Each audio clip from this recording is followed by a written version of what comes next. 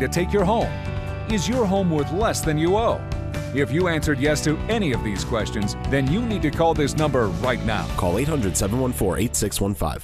I'm a J6er. I spent 1,143 days in prison. About a year in prison. 4 years out of an 18-year sentence in prison. J6ers have been treated like terrorists. And we need your help. Stand in the Gap was founded to stand in the gap for J6ers working to rebuild their lives after being incarcerated. For just $10 or more, you can help these patriots get back on their feet again. Please scan the QR code to donate $10 or more to support these American patriots. Thank you for standing in the gap.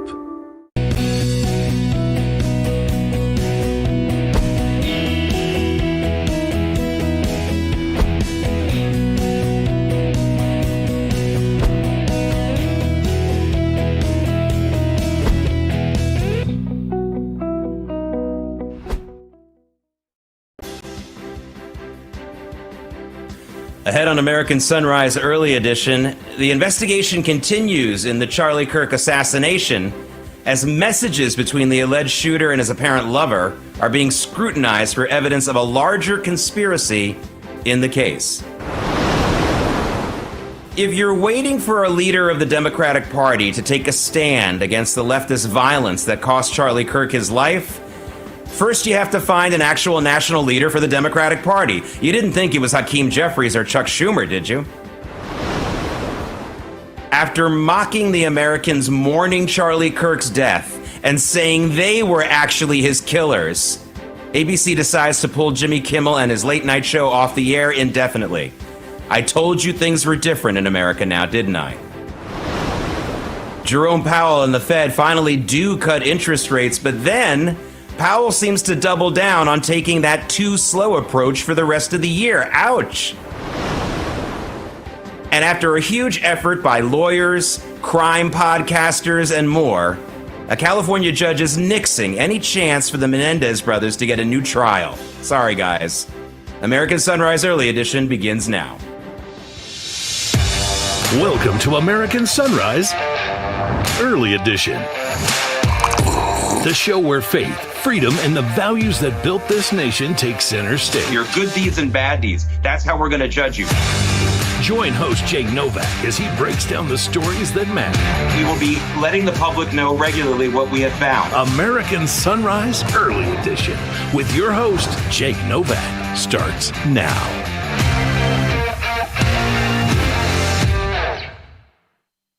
Welcome and good morning, everyone. It's already Thursday. It's American Sunrise Early Edition. I'm Jake Novak. Thank you so much for joining us. And again, it has been a busy overnight of news. We're going to get you updated on all of it and a lot of stuff to talk about today. So I'm so really thankful that you've joined us. One of my pieces of advice I have for you is don't even start to get into arguments with your liberal friends or people online until you watch this program, because you really need a little bit more of the ammunition I'm going to give you. Joining us right now is Tennessee State Representative and Republican candidate for Congress, Jody Barrett. Representative Barrett, I know you've made a number of statements about the murder of Charlie Kirk, but can you summarize for us, where you're coming from on this, what you want to tell people as a leader, state leader in your state, and what needs to happen going forward, not just in Tennessee, but nationally? I'd like to get your take on this because obviously everyone needs to respond one way or the other. Well, sure, certainly. And first of all, good morning. It's good to be with you at this early hour. Glad to wake up with America with you. Look, here locally in Tennessee, we have seen just an incredible outpouring of support and love for Charlie Kirk, for his family. I think people here that are largely conservative in this red state see this as a personal attack on us, on our way of life, on the way we live and breathe and worship. And so because of that, I think the response has been visceral. I attended a vigil Sunday night in Franklin, Tennessee, in Williamson County. We've had more than 3,000 people there that showed up. We packed the town square. It went on for 3 hours of worship, of praise, prayer for the family again. And I think this is going to spark a revival. I really do. I think we're already seeing it.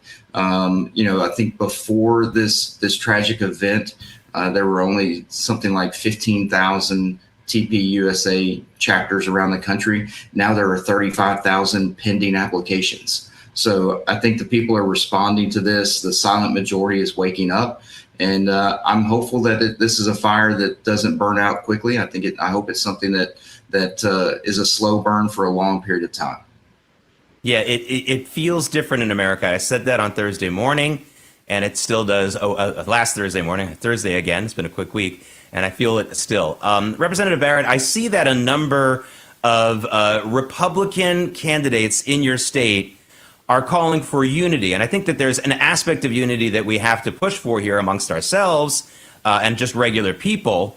But I don't think you mean unity with those who are still bent on violence and justifying the violence and doing further harm to those who are mourning in this country. There are a lot of people who are really hurting. You know, we talk about the political action and the changes in America and new signups for Turning Point USA. That's all one thing. But there are people who are really still hurting, and there are also people looking to continue to rub salt in those wounds. We're not looking to have unity with those folks, are we?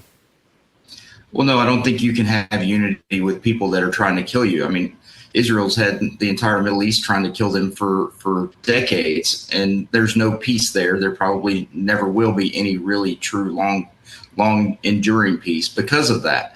And so here in America with the left, particularly with how far they've moved to the progressive left, I just don't know that there's a whole lot of reconciliation availability there. What I would call for, rather than any type of reconciliation or peace or whatever terminology you want to use, is courage. I would call for courage from Christians, courage from the silent majority to not to shrink into your hole for fear of being attacked or having some violence come against you. Be courageous, continue to speak out. The founders of this country they had courage. They all knew that they were either going to hang separately or hang together. And so I think we need to have that same spirit here on the right in America, and that we're all in this together, and we need to lock arms and be have courage going forward. Yeah, and it's so amazing. Everyone should keep their clarity in focus as well. We don't need to look for any hidden conspirators here. Right? Everyone who is involved with this, who supported this and continues to cheer it, is extremely public, is voluntarily showing us who they are. And it's very easy to find them. There's no effort. You don't need to look for any kind of hidden stuff. The folks who did this, the folks who celebrated this, are all out in the open. We have so much evidence against the shooter in particular. Finding out the people who supported him there's a tremendous paper trail for this.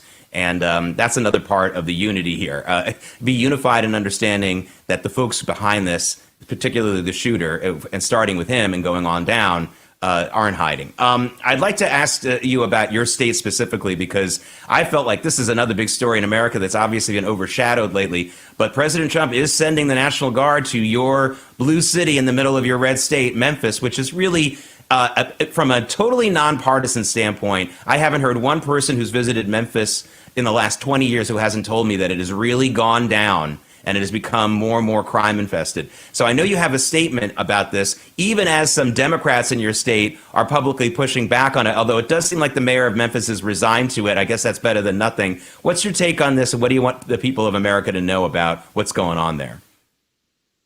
Well, I think this is just another situation of regular people being overlooked and run over by the elected elites that run their community and that don't really care about them or their safety. They just care about their own power and maintaining that power. So they've neglected their obligation to the people that they represent for many decades, as you said. They're not providing the resources or the manpower that the police need. They're continuing to put this social justice scheming restrictions on their police and what they can and can't do to get people off the streets. And it's rampant, not through just the elected officials or at least not just in the mayor's office. It's also all the way down through the judicial system. You've got judges and a DA, the Soros-funded DA there, that simply will not put people behind bars and keep them there. They continue to let people out on bail that are committing multiple violent crimes and putting the people at risk in that city. And so finally, the president has heard the cries of the people of Memphis. Folks, and I'm seeing interviews from folks that you would not think would be voting for President Trump on the sidewalk going, "Thank you, President. Thank you for sending in this resource. Thank you for sending in this backup. We need it. We're dying here." And so this is triage. It's not a long-term solution to the crime problem in Memphis. And certainly as long as the Democrats continue to control that city, it's going to continue to be an issue that we're going to have to monitor. But, finally, we have some backup coming in. The cavalry's on the way, and hopefully we can see a similar result that we saw in Washington, D.C., with a dramatic decrease in violent crimes, in murders and drug issues and carjackings, all of that. Speaking with State Representative Jody Barrett, he is also a candidate for Congress in the state of Tennessee. I know that you had a Republican debate not that long ago, earlier this month. Tell me about that and also how the race is going overall, sir. Well, we've had about 20 plus, I think, candidate forums or debates now. This thing is, even though it's a short sprint with a special election, we've been very, very busy. I think just about every single county has at least one candidate forum hosted there.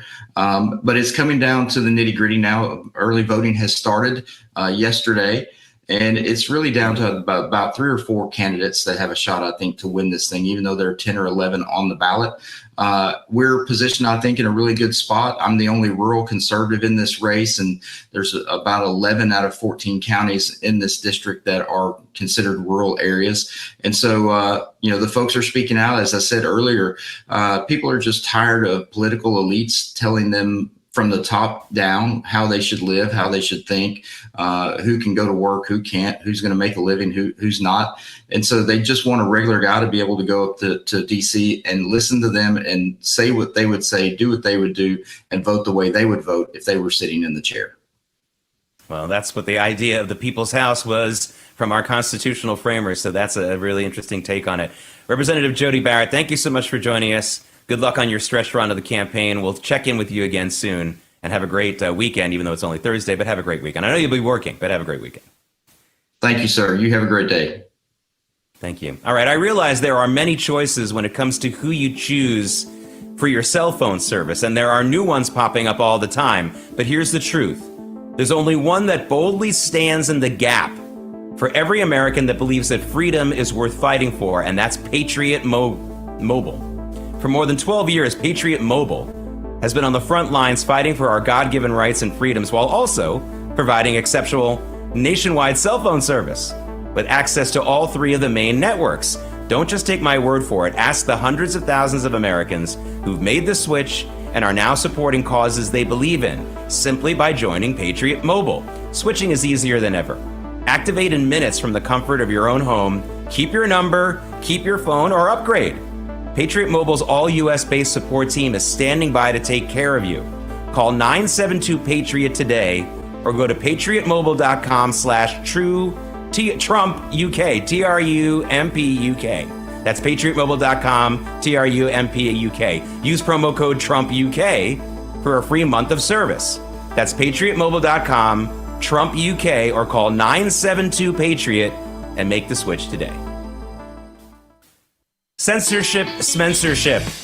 ABC has suspended Jimmy Kimmel's show indefinitely because he's just too stupid to be funny. Emily Finn will join me to talk about that when American Sunrise Early Edition comes right back.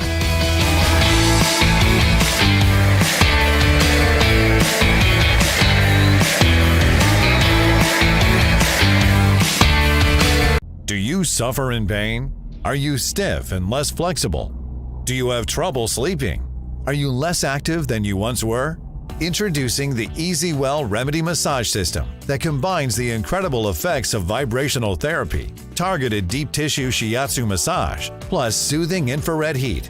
A triple fusion of therapeutic experiences delivering health-boosting treatments to your body. Full body vibrational therapy increases blood circulation, bringing relief to joints and muscles and reducing inflammation while supporting your overall mobility. Look at these beads moving from the powerful vibrational motors. It's amazing. It's like 1,000 little fingers just vibrating my body from head to toe. Infrared heat penetrates deep to relax and soothe your body, reducing joint pain and stiffness and increasing circulation. Remedy gets in there and helps deal with the source of the pain, so you feel much better. The Ultra Shiatsu pillow with 6 infrared heated nodes is designed to mimic a professional massage specialist's hand kneading and working tight muscles in just the right way to bring maximum relief and pleasure. It is even detachable, allowing you to get a deep tissue relief in your upper and lower back, neck and shoulders, feet, calves, or anywhere on your body. I can't even describe to you the feeling. It's just something that you're gonna have to feel for yourself. Call or go online now to receive the Remedy Massage System. Your system includes the Zero-G memory foam layer, the vibrational infrared and ultra shiatsu therapies, the removable shiatsu pillow, remote control, and a convenient carry bag free. Just one massage visit can cost almost $100, but you can own the Remedy Massage System and have as many therapeutic treatments as you want. The sooner you order, the sooner you can experience the true remedy for your pain, stiffness, and stress. Call now.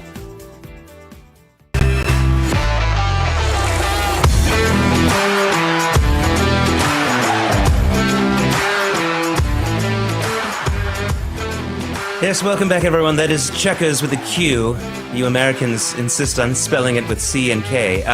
This is where President Trump is right now, meeting with Prime Minister Keir Starmer. Love their traditions. That's a lovely, lovely home. I wonder what that would be valued at, even in British money. Welcome back. Joining us right now on Real America's Voice is Real America's Voice contributor Emily Finn. And you know I want to talk about this move by ABC to suspend indefinitely, and I don't know if he's ever going to get back on the air, Jimmy Kimmel and the Jimmy Kimmel Live program.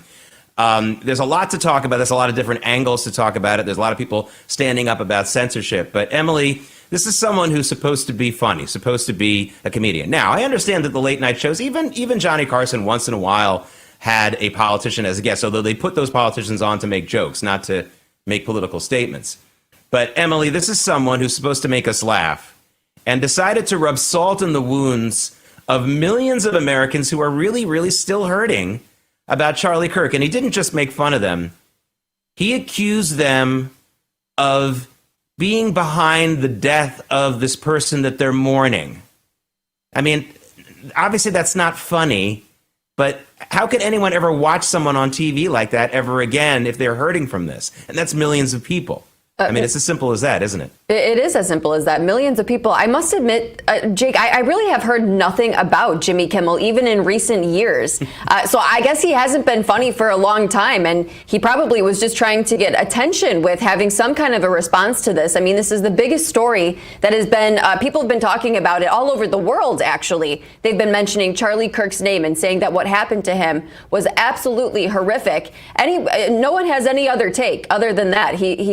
It was an absolute tragedy. And so for Jimmy Kimmel to poke fun at it or to try to belittle the situation or say that the people who supported Charlie and are mourning his death are somehow in the wrong, I don't know what he expected. Of course there was going to be a negative response to all of that. And I think you're right, Jake. I don't think that there is a chance that he's going to be back on TV anytime soon.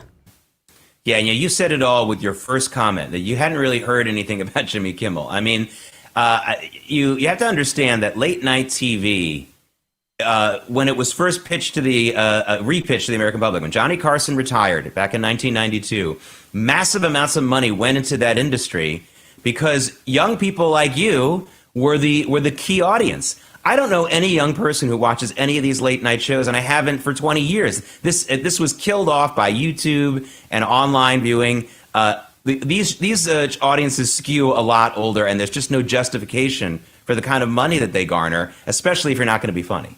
I was reading an article recently saying that some of these late night talk show, comedian TV host guys are now starting to have to host multiple shows, as they have game shows that they're hosting too, just to be able to justify why they're getting paid so much money to be in that position.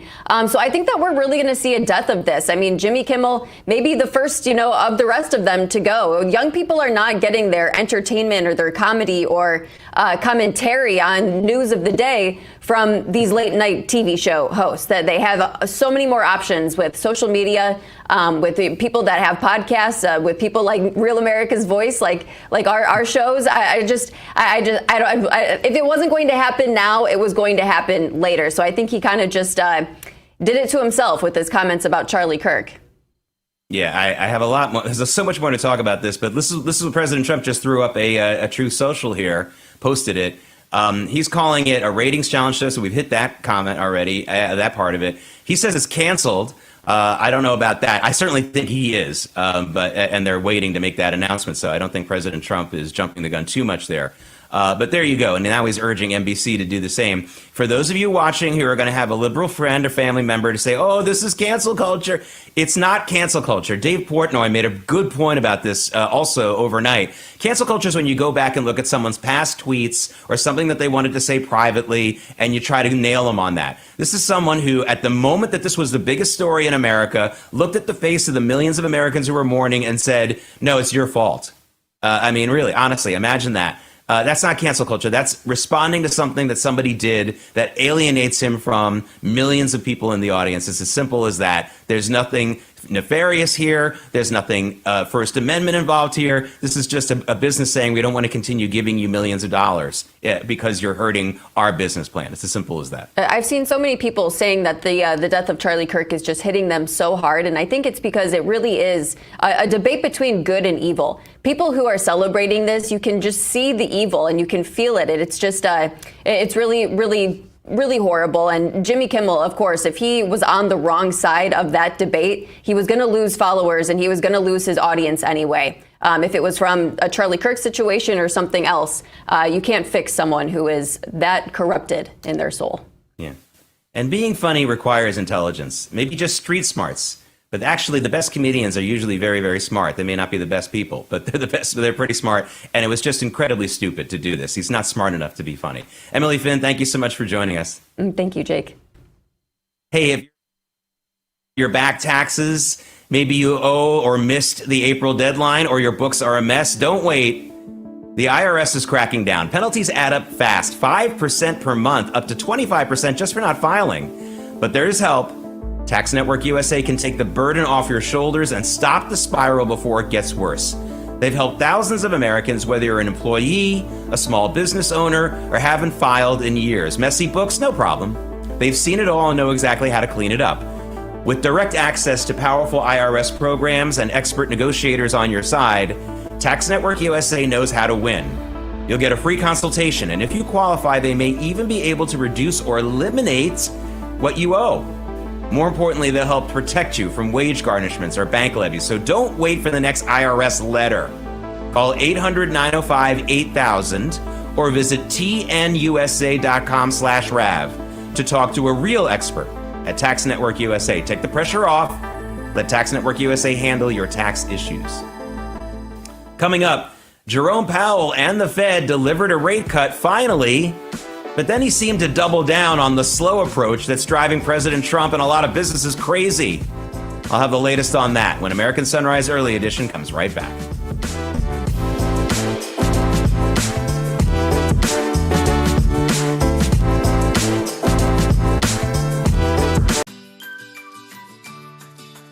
When surprise breakdowns happen, American Home Shield will be there to fix or replace parts of the systems and appliances you rely on every day. They help protect your time and money by connecting you with qualified pros and helping pay for covered repairs or replacements. AHS offers flexible and affordable plans for every home. Sign up today and get $100 off with code AHS100. Visit AHS.com or call 833-PLAN-AHS. How does the world's most trusted dog expert keep his own dogs so healthy? Hi, I am Cesar Milan. In my 20 years rehabilitating dogs, I've seen too many struggle with health problems that no amount of training could fix. Then I discovered it wasn't the dog, it was their food. Fortunately, I found veterinarian Dr. Marty's Anti-Kibble Breakthrough. Nature's Blend is packed with whole foods that are freeze-dried, locking in nutrients. I saw remarkable improvements in my dogs within weeks. Try Dr. Marty risk-free for 90 days. Plus, get a free gift when you call or visit drmartypets.com/Caesar. We realize there are many choices when it comes to who you choose for your cell phone service, and there are new ones popping up all the time. But here's the truth. There's only one that boldly stands in the gap for every American that believes that freedom is worth fighting for. And that's Patriot Mobile. For more than 12 years, Patriot Mobile has been on the front lines, fighting for our God-given rights and freedoms, while also providing exceptional nationwide cell phone service with access to all 3 of the main networks. Don't just take our word for it. Ask the hundreds of thousands of Americans who've made the switch and are now supporting causes they believe in. Simply by joining Patriot Mobile, switching is easier than ever. Activate in minutes from the comfort of your own home. Keep your number, keep your phone, or upgrade. Patriot Mobile's all U.S.-based support team is standing by to take care of you. Call 972-PATRIOT today or go to patriotmobile.com/TrumpUK. Use promo code TrumpUK for a free month of service. That's patriotmobile.com/TrumpUK or call 972-PATRIOT and make the switch today.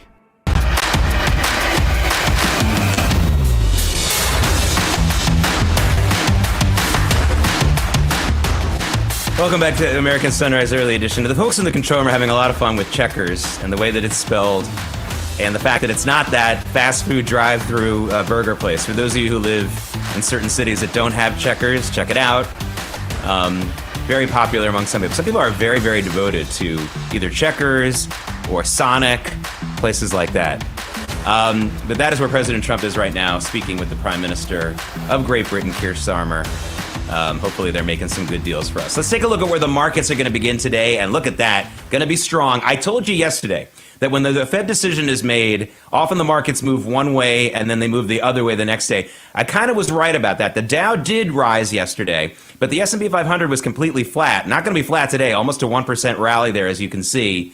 And we're going to have a big jump. So we're going to hit all-time highs, at least at the open, I think, for all 3 of the major indices. Crude oil creeping up there at the $64 barrel level, but again, relatively very low. Now let's take a look at Bitcoin. Is Bitcoin enjoying a little bit of a boost right now? And I don't think it is. Yeah, well, it is. And I'm wrong. 117. So we're getting closer to that 120 window again for Bitcoin, or getting up to that area. So that's what's going on there. Hey, so Jerome Powell and the Fed did indeed cut rates. But then at his news conference after the rate cut, Jerome Powell doubled down on the we're going to take it slow approach. He indicated maybe there won't be another rate cut until next year. So that was why the S&P 500, the broader market, didn't really cheer all that much yesterday. It was flat. Why is it up this morning? I think it's because the markets are remembering, oh yeah, Jerome Powell is going to be out of this job by May of next year, maybe a little earlier. And there are new people on the Federal Reserve Board who do want more aggressive rate cutting. So maybe this is not the time to despair.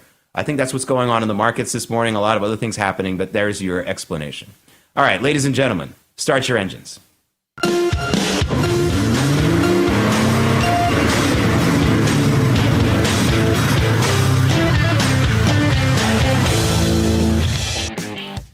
This is Moving America, sponsored by Artillery Tea Company, artilleryteaco.com. Use promo code LIBERTY for 20% off your order.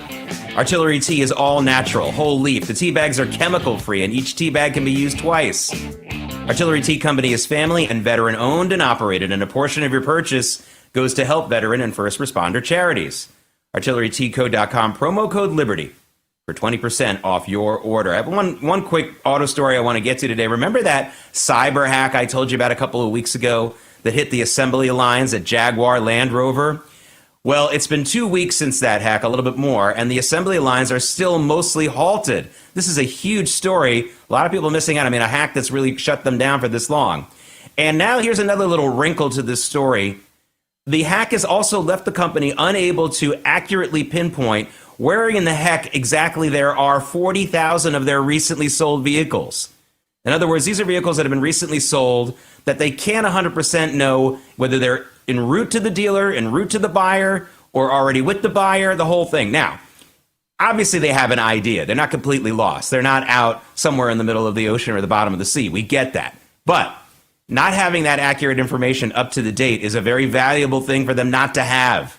You know, you have your car, you think they don't know where it is. They know where it is. That's when they know when to email you about oil changes or other things going on. This is a lot of money off the table for Land Rover Jaguar, which is owned by an Indian company called Tata.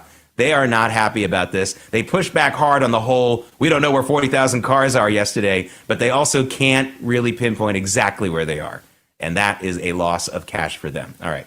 Speaking of moving America and Artillery T, let's bring in Artillery T co-founder Michael Britton. And Michael, I know you guys at Artillery T had a relationship with Charlie Kirk. One of the reasons why we wanted to speak to you live and in person this week. Can you tell me a little bit about that and just what he meant to you guys over there at Artillery T? Yeah, sure, Jake. It's honestly hard to believe we're even talking about this still, right? Like it's been a week already. It feels like it still happened again yesterday. But Charlie was an absolute titan of not only our movement for MAGA, but also for the case of Christ. He was always pointing people to Christ. And I know we've taken a lot on our side of, how quiet have we been about our faith? Like, how can we do things differently and be more like he was? But Charlie individually, he actually found our company really early on. This was probably 2 years ago now. We've only been around for 3 years. And so before anyone knew who we were, Charlie found us and his team reached out to us and he wanted to do ads. He wanted to do content for us. He wanted to help us grow. He knew we were bootstrapping this company. It's just us three brothers, right? And he knew it was family run and operated and that we all have young families. And so, yeah, he did a few videos for us. He did a few video ads. He did a lot of stuff for, let's say like a better rate than he usually does things for. So he was really trying to help us out. And so it means something to us on our end that Charlie found this idea early and that he loved it and he really believed in the company and believed in the idea. And so, Jake, with God's grace, we'll be a small part of carrying on Charlie's legacy and hopefully continuing to build this company. Hey, so I have one of those promos that Charlie Kirk did for you just to prove what you're saying is true. Let's check it out, at least some of it. Check it out. Really love starting my day with Artillery Tea Company. I got to tell you, this Raptor Raspberry Rooibos tea, ooh, that is as good as it gets. Great way to start the day. It's better than all of the fake tea. By the way, it's all veterans, first responders, great people. Tea, in some ways, is better than coffee. A portion of all sales of Artillery Tea Company go to veterans and first responders. I guarantee you'll love it. Go place an order today. You will not want to buy tea from anywhere else.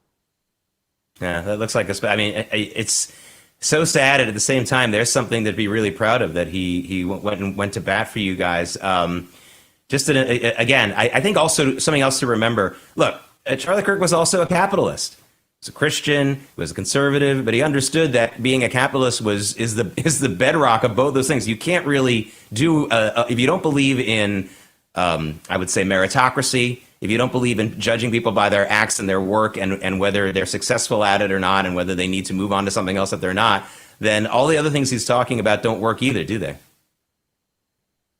Yeah, that's right. I think he saw our company, saw how different it was. And so I know there's no other company doing what we're doing, even still today.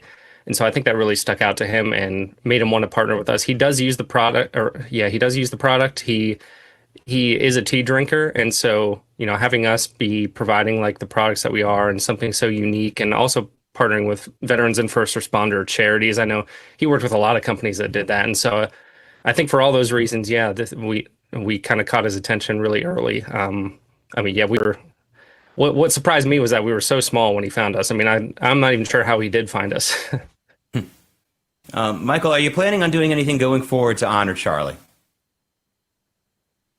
Yeah, I got this idea from a customer yesterday, so I'll give credit to them. But I know his go-to tea drink in general, like when he was out on the road, was a Mint Majesty at Starbucks with 2 honeys. And so we really want to start developing something like that and kind of coming out with a blend that would be more applicable to his legacy and just in kind of an honoring way.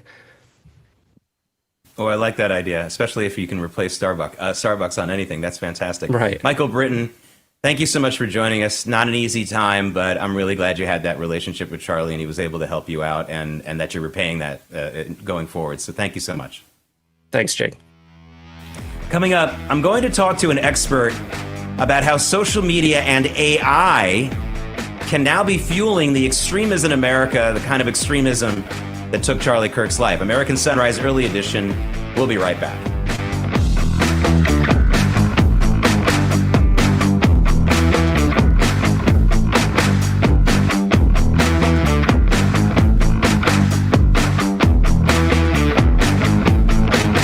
How many times have you tried to clean a stubborn mess but end up with no success? What you need is the all-new waterproof Ruby Horsepower, the new cordless and rechargeable power scrubber that cleans faster and easier, guaranteed. Watch, baked on oven grease is no match. It easily blasts away dirt and grime in no time. The power comes from our rotating brushes spinning at 350 RPM. The incredible torque fights calcium, soap, mildew, mold, and more. Forget harsh chemicals. With just plain water, Horsepower can clean bathroom tiles and tubs back to their original shine and luster. It's a game changer in the kitchen, where it busts through caked-on crud. Take it outside and tackle tough tasks with ease. How strong is Horsepower? We took this distressed 100-year-old antique and restored it to like new with Horsepower. Amazing!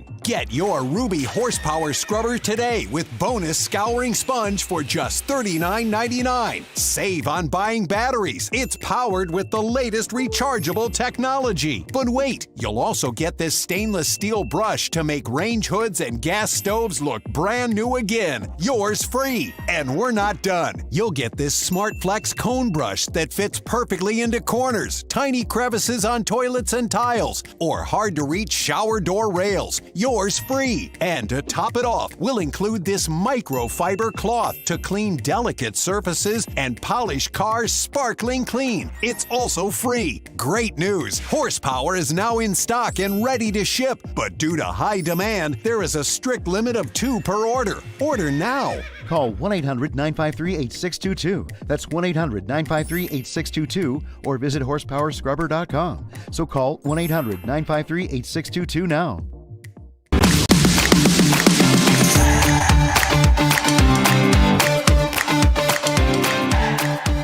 So there's our live shot right now outside the residence at Checkers in Great Britain. But let's go to Brian Glenn, our chief White House correspondent here on Real America's Voice. Brian, you know him. He's the guy who gets all the good questions into President Trump. Brian, tell us what's going on there right now, what we can expect today. Okay, good morning, Jake. I'm on the other side of Checkers. As you can see, that is the backside of what you were looking at earlier. And right over here is a tent where they're about to have a round table with President Trump and others. This is before their official press conference, which is a little bit later this morning. But let me turn. This is such beautiful country, and I want our viewers at home to know exactly where I'm at. That goes out towards the back of this property, and it was pretty ironic. One of the photographers jokingly said as we walked up, "See those steps right there?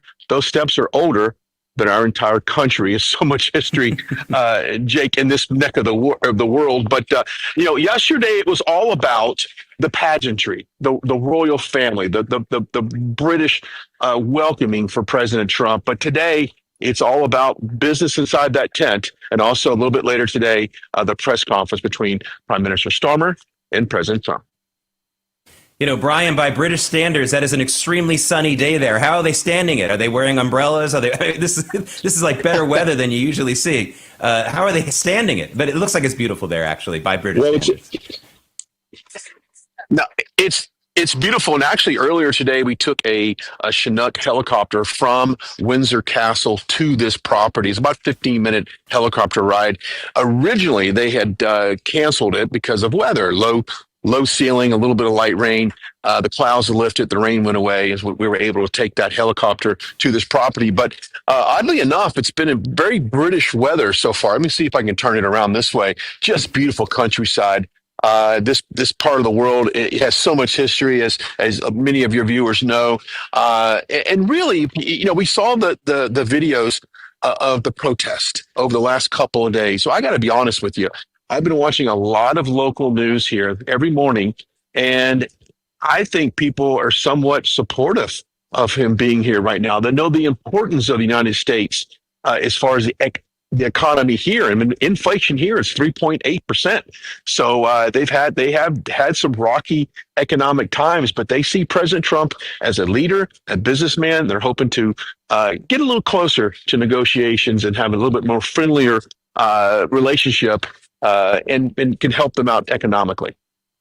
Well, I'm glad you're confirming what I thought. It did absolutely feel like much, much less protest against President Trump than in his previous visits. That's undeniable. Brian Glenn, you're on the ground there for us, as you always are. We're going to check back in with you throughout the day. Thank you so much for joining us, and get that forearm arrest from your camera there. Give yourself a rest.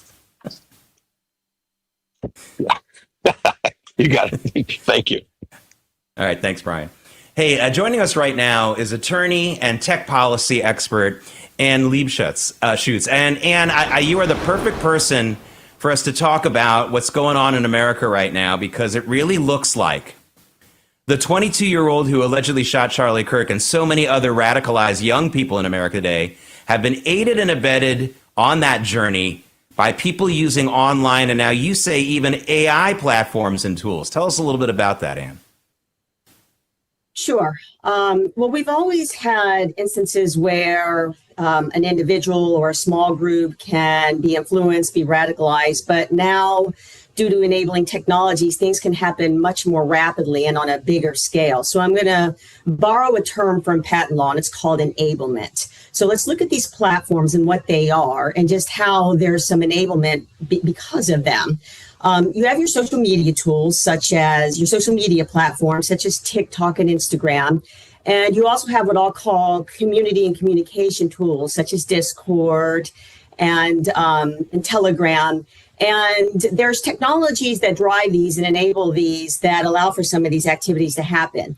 So I'm going to separate them by their traits and their functions. So first, with social media, you've got proprietary algorithms that can really drive information both to the masses and to the individuals. And that's an important point, because you can instantly amplify a message to a large global community. But then here's where the technology enablement happens. These proprietary algorithms that are very sophisticated can track, target, and continue to feed information to an individual. They're very good at selecting content to drive messages, and sometimes those messages are deceptive information, wrong information. Then you have your community and communication tools. And here, this is where you instantly can create global communities of like-minded people. Sometimes those include vulnerable populations, vulnerable individuals. And you can, isolate them inside a community, bring a community around them where there's an echo chamber, and all of a sudden there's a disconnect from reality. And the only reality is the information they're receiving again and again inside these communities. So you've got these platforms, and they almost go into two different functions, both the social media that have proprietary algorithms that can drive home messaging, and communities where you can disconnect people from what is truly reality. Again, we're speaking to tech expert and attorney Ann Liebschutz. And Ann, this is all extra frightening because young people, especially teens, have been shown to be much more susceptible even to the old school influences that used to be just on regular TV. I remember when my daughter, who had never seen TV commercials before, saw her first commercial at age 3. I think it was for steel-belted radials, and she came to tell me how excited she was about it. She didn't even know what it was. So this is extra frightening, because you're telling me that there's sophisticated technology we didn't have 10, 20 years ago that can really pinpoint these young people as targets. Yes, that is what makes these so effective. They understand how to serve very specific content to the user that is seeking that. And the more the user uses it, the better the algorithm learns you. It can target information. Then another element of the AI is content can be generated faster, rapidly. Images can be created that look and appear real. So all of a sudden, what seems like false information, deceptive information, information that's designed to deceive, and it appears real to the person in that platform. And I want to talk about the TikTok deal, because speaking of young people, TikTok is I think it's the number one media entity for young people in America. And the deal that's been made to keep it operating here in the United States looks like, again, and not signed on the dotted line yet, but it looks like we're going to get that full American ownership of it that President Trump wants. But I have to tell you, Ann, I don't think that necessarily protects anyone. We have fully American-owned social media platforms that aren't TikTok that have been shown to be doing some of these things you're talking about. This doesn't give me any real peace of mind. How about you? Well, it's interesting. This is citing TikTok is a real appropriate transition from the first topic to this topic, because it's a common denominator on both.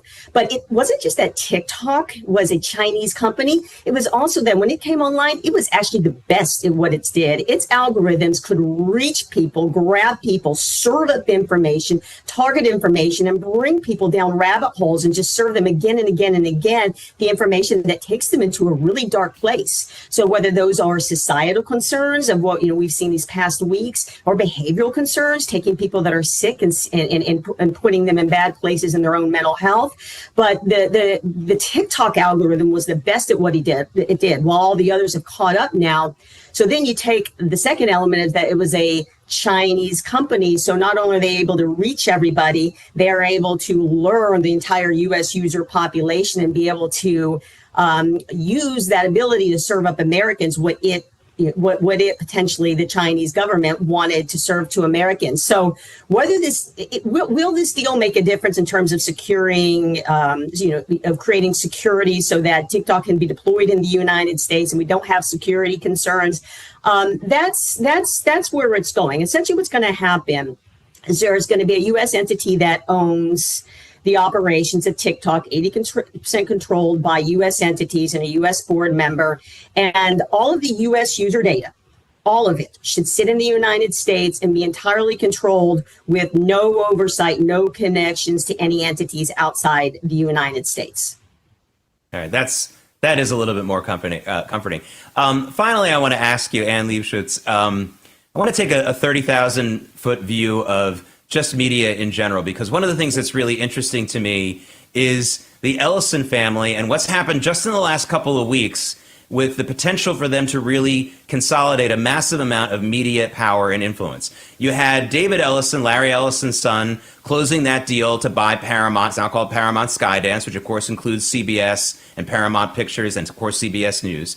Then you had Oracle shares soaring 30% higher last week in one day, putting hundreds of billions of dollars more in the pocket of Larry Ellison, David's father, and in the family in general. So they're bidding on buying Warner Brothers, those movie studios, and all those properties, including CNN. And now we find out as part of this TikTok deal that Oracle is going to play a big role in that ownership and also controlling that cloud, that algorithm, some of that inner guts of that. I want to ask you a question, though. As frightening as that may be to some people, that the Ellisons will have this much potential influence over all these different properties, compare that to Google, which in my mind is still more powerful in its ability to frame media and content and throughout the whole world. But is this a potential competitor to that if they can really consolidate all of these entities? Well, look, Jake, you're targeting, you're in on the right question. You're smart to connect the issues of the TikTok deal and Oracle and the recent media acquisitions and mergers. I'm gonna, while you mentioned Google, let me throw something out. Google, YouTube is actually the largest TV network. In recent months, they have the most media viewers. So here you have Oracle, owned by the Ellisons, that is now going to control TikTok, which has the potential to also quickly globally become the biggest TV network in terms of also being able to put TV content out. And you have the merger of traditional media between the acquisition of Paramount, CBS, and possibly Warner Brothers, which owns networks like CNN. So you are correct. We have a merger of media that is online, traditional media, and the most rapidly growing TV viewership is happening on YouTube platforms, which can be happening on TikTok platforms. So we really are seeing a massive media merger here. So it's not only the technology issues, but also will we see antitrust issues come out of this. And that's definitely something to track and follow. I appreciate it. I'm glad. I feel better knowing that you will be tracking and following it. Ann Liebschutz, thank you so much for joining us. We'll have you back on again. Keep your eyes open. Please save us from the tech monsters out there. All right. Thank you so much. All right. Big things are happening in America, and AMAC, the Association of Mature American Citizens, is standing with you. While the media spins, AMAC is giving you the truth, the benefits, and the voice you deserve. Right now, you can join AMAC for just $1 for a full year of membership. That's right, just $1 to be part of the fastest growing conservative organization in the nation. Don't wait. Go to amac.us/POTUS today. That's amac.us/POTUS. $1, 1 year, one strong voice for America. Coming up, I want to talk about what the Jimmy Kimmel suspension tells us about the media industry right now with my favorite fellow media industry expert, David Brody. He joins us next here on American Sunrise Early Edition. Stay with us.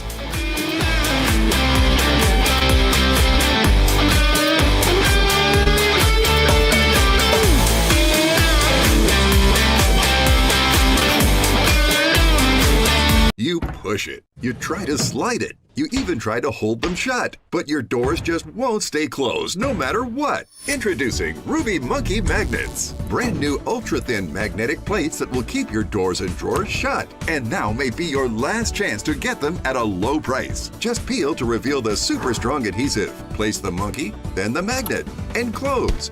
Installation is that simple, and now you have a door that will stay shut. So forget drawers that won't stay closed. Every drawer stays closed. It's so fast and so easy. Even large sliding doors or cordless window blinds. Everything stays closed with Monkey Magnets. The secret is the ultra-strong industrial magnet that's powerful attraction keeps your doors and drawers securely shut. These magnets are so strong they can hold this hammer that's nearly 5 pounds. Plus they're super thin. They'll fit just about anywhere, and they stay out of sight. Even screw them in for a more permanent solution. Monkey Magnets are perfect for cabinets, dresser drawers, sliding closet doors, accordion doors, and more. They're made of ultra-durable metal, so even your outdoor problems are solved in an instant because they're corrosion and rust resistant. Use them anywhere outside the house, even on that stubborn mailbox that won't stay shut. Monkey Magnets can stick anywhere, from drywall to all types of wood frames, metal surfaces, and more. Call or go online now to get 8 sets of Monkey Magnets for only $9.99. Monkey Magnets are guaranteed to last 10 years or your money back. But wait, due to rising costs and supply chain shortages, this may be your last chance to get Monkey Magnets at this low price. There is a strict limit of 1 full house pack per order while supplies last. So order now to keep all your doors and drawers shut tight with Monkey Magnets. Call 1-800-519-4810. That's 1-800-519-4810. Call or visit GetMonkeyMagnets.com. So call 1-800-519-4810. Order now.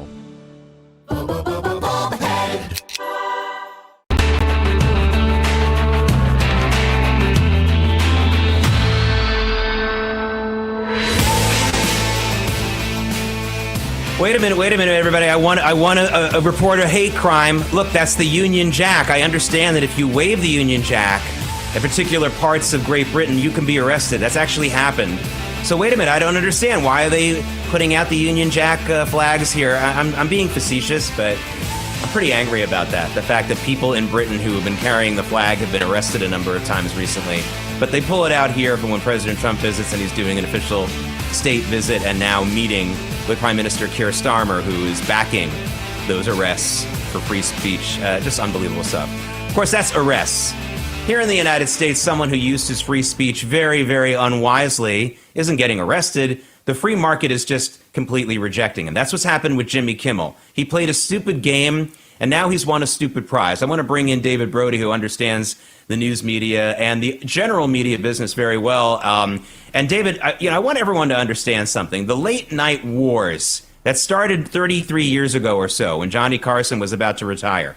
And a lot of us, at the time I was a senior in college, I was shocked by how much money they were offering David Letterman, and then of course it was a Jay Leno, that fight between them and Arsenio Hall. And then I was educated and I was told that the reason why so much money flowed into those properties was because the late night audience skewed younger, and advertisers are always desperate for that college age to 25, 35-year-old audience. Okay, that was my education. Here's the thing, David. The late night audiences have been skewing older now for more than 20 years. There's been no justification for the kind of money they've been pouring into them. I think there's something else involved with that. And Jimmy Kimmel, whatever justified that money, Jimmy Kimmel has finally unjustified it, made it completely useless. And that's what's going on here. It's not really about politics. It's about money. This guy is not valuable anymore. And whatever value he had left, he probably ruined.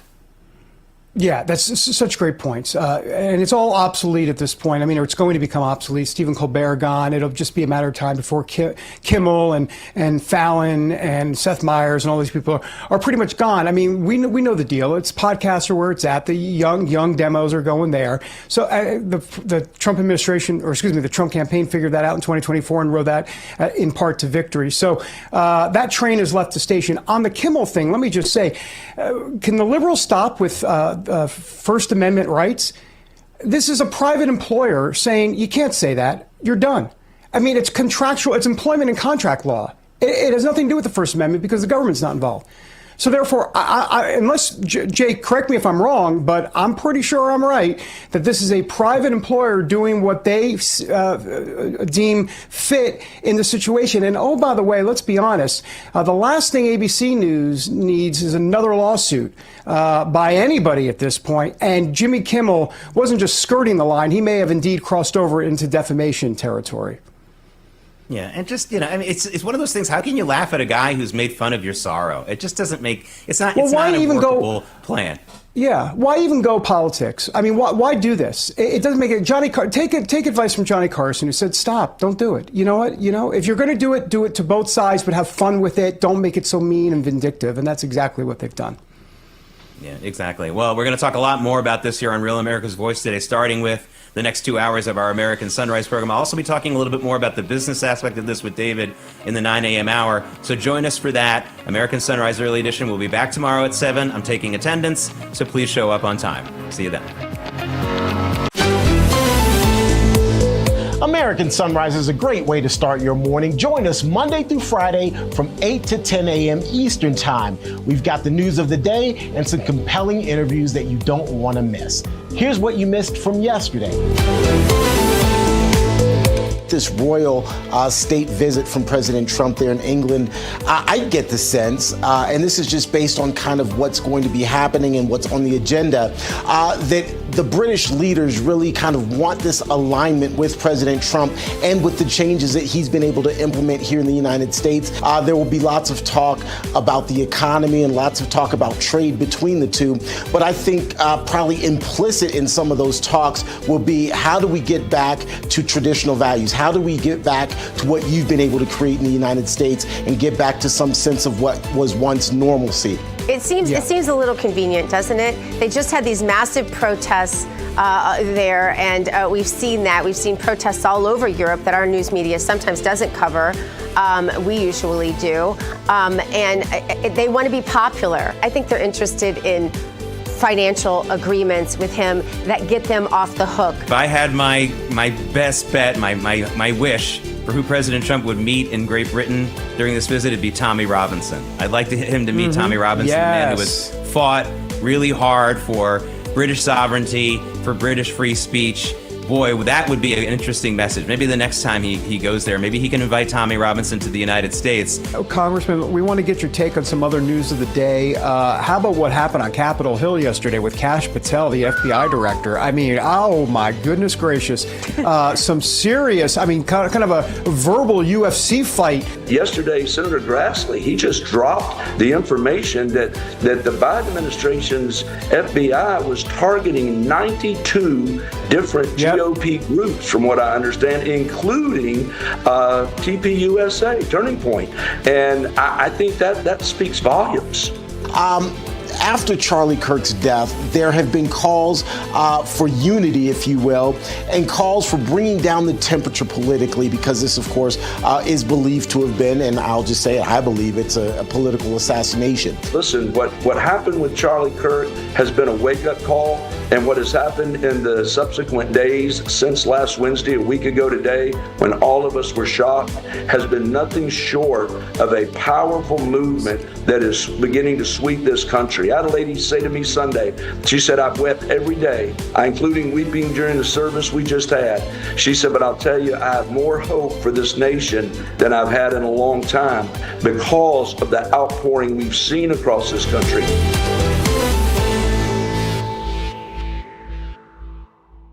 Hi, I'm Dr. Ron Paul. Something shocking is happening with gold that the mainstream media won't report. Paper contracts for gold rarely result in physical delivery. But today, billionaires and major banks are demanding actual gold bars at 10 times the normal rate.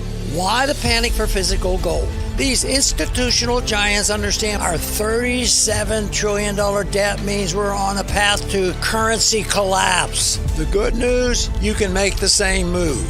A gold IRA from my trusted friends at Birch Gold Group lets you move your IRA or 401k into gold. To learn more, click below to get a free info kit on gold.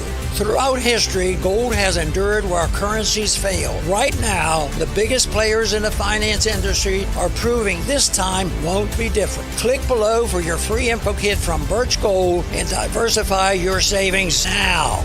We realize there are many choices when it comes to who you choose for your cell phone service, and there are new ones popping up all the time. But here's the truth. There's only one that boldly stands in the gap for every American that believes that freedom is worth fighting for. And that's Patriot Mobile. For more than 12 years, Patriot Mobile has been on the front lines, fighting for our God-given rights and freedoms, while also providing exceptional nationwide cell phone service with access to all 3 of the main networks. Don't just take our word for it. Ask the hundreds of thousands of Americans who've made the switch and are now supporting causes they believe in simply by joining Patriot Mobile. Switching is easier than ever. Activate in minutes from the comfort of your own home. Keep your number, keep your phone, or upgrade. Patriot Mobile's all U.S.-based support team is standing by to take care of you. Call 972-PATRIOT today or go to patriotmobile.com/TrumpUK. Use promo code TrumpUK for a free month of service. That's patriotmobile.com/TrumpUK or call 972-PATRIOT. Ahead on American Sunrise, busted. President Trump says he is designating Antifa as a domestic terrorist organization. But wait, there's more. It's time to follow the money. We'll explain. Plus, exposed. While the country continues to mourn the assassination of Charlie Kirk, some in the academic world have celebrated it and are now feeling the consequences. The punishment details are ahead. And finally, crime crackdown. President Trump recently announced Memphis is the next city to be brought under control. Reaction ahead with Senator Marsha Blackburn. Coming next on American Sunrise. Let's go. Good morning, America. Welcome to American Sunrise. Whether it's culture, we have breaking news to share with you. Politics. President Trump is joining us live now from Florida. We've got you covered. This is what it looks like to be a patriot. We have to protect the American family. The American dream is still alive. I'm David Brody. I'm Terrence. And I'm Dr. Gina.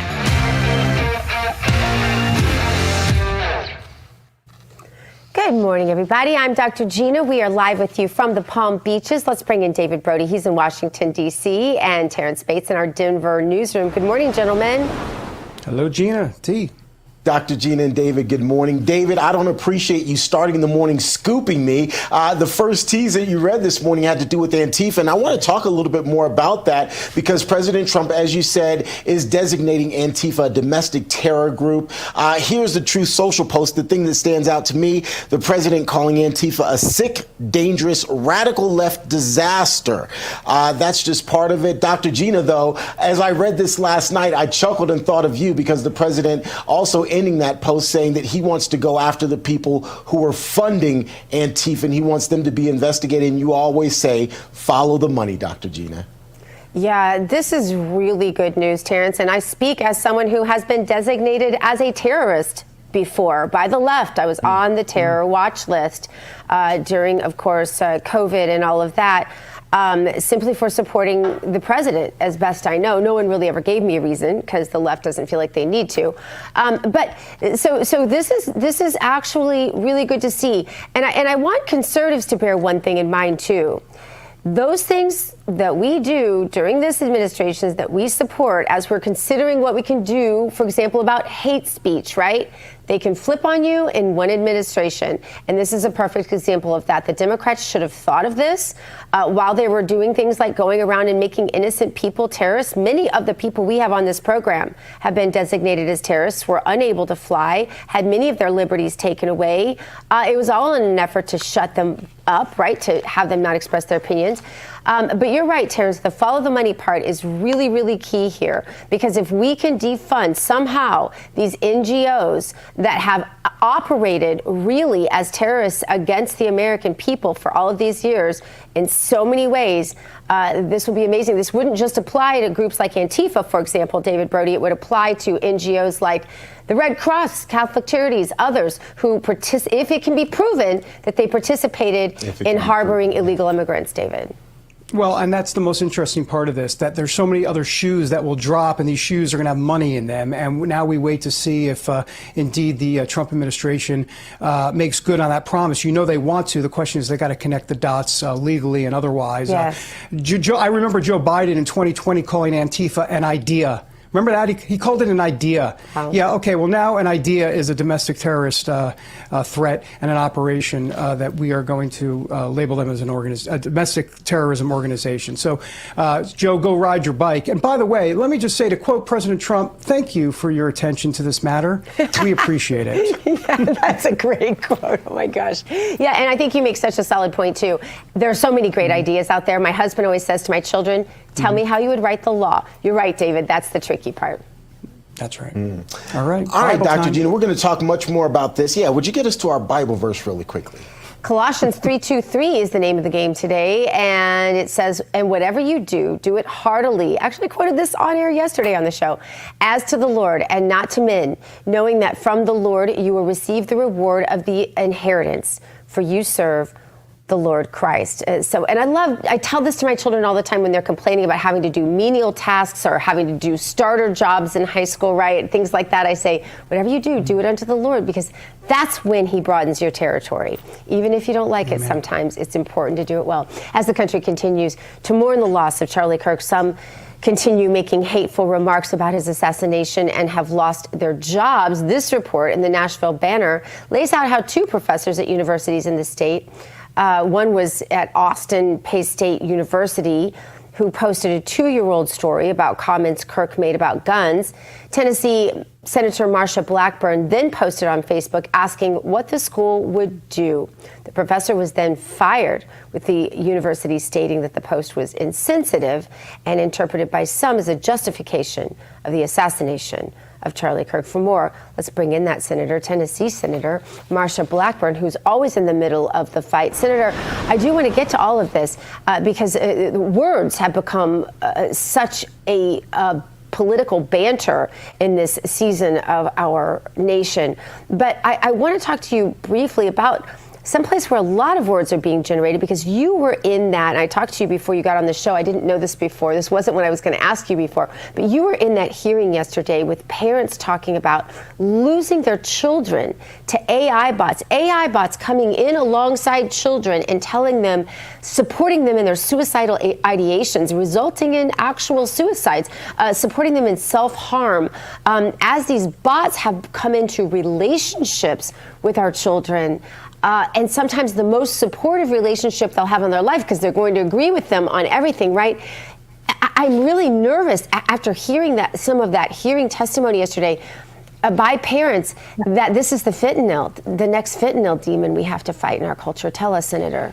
Well, indeed it is. And I held a hearing on the metaverse and what is happening with these avatars, and the fact that young children are using this Oculus system from Meta. And we had 2 whistleblowers come from Meta. And Gina, we've had a total of 6 whistleblowers, 2 that were before us, 2 that are not yet public. Pardon me. and 2 more that still work with Meta. And when something happens to your avatar, the children physiologically react the same as if it were happening to them in the physical world. And they're not separating the reality. So that is what is happening in the metaverse. And children are then committing suicide. They are going into deep depressions. They're experiencing anxieties. Now, the other part of this is the chatbots. That was a separate hearing, and Senator Hawley led that hearing. Mm-hmm. What is happening with the chatbots is Character AI and ChatGPT. They have these chatbots that do sensual and sexually explicit conversations with the children. Then they encourage the child into self-harm. And this has got to be dealt with. What we have learned is that when children are in the virtual space, they're the product. And these big tech companies have no desire to protect children, even though we know from the whistleblowers that were at the first hearing that they have done the research, and that Meta, Google, Snap, Discord, all of these companies try to hide the findings from the research. The whistleblowers from Meta said the legal team had even instructed them to delete certain conversations, to not push forward certain research that they had done. So the whistleblowers, knowing this is devastating to a child's life, have reached out, and they're working with us. Of course, Senator Blumenthal and I have had the Kids Online Safety Act for 5 years.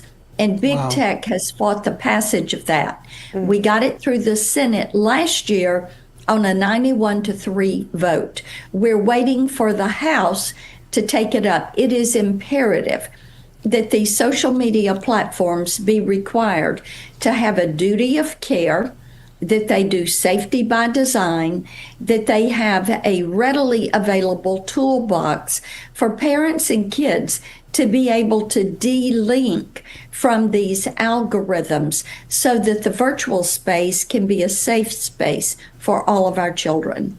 Just absolutely crucial. We could spend 2 hours talking about this. Yes. Let me move on real quick, because we've got about a minute and a half left, but I've got to get to Memphis and the National Guard. And of course, here comes the National Guard. I kind of feel like Tennessee wins the National Guard lottery. How'd you guys get to the front of the line here? Explain it, Senator Blackburn, because obviously Memphis is in a lot of trouble there from a crime perspective, but somehow Memphis jumped to the top. We had Baltimore, Chicago, but they're starting there in Memphis. Explain that real quick. Got about a minute left. Yes, indeed. Kash Patel came before us at Judiciary Committee for his hearing before he was put in as the FBI director.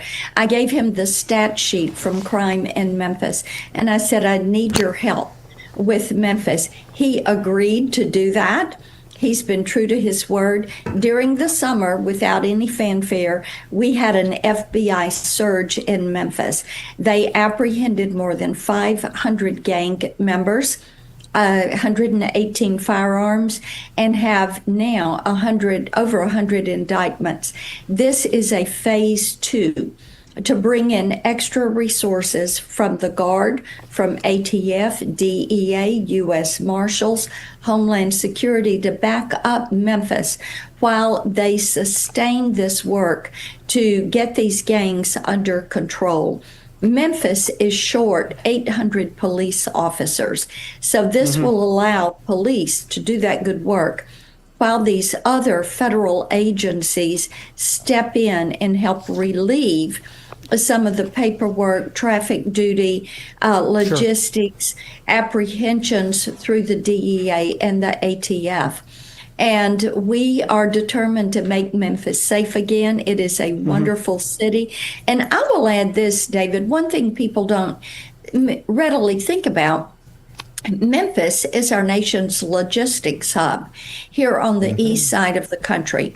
I-40 from east to west, and then you have FedEx, the Port of Memphis, and all 5 Class A railroads are in Memphis.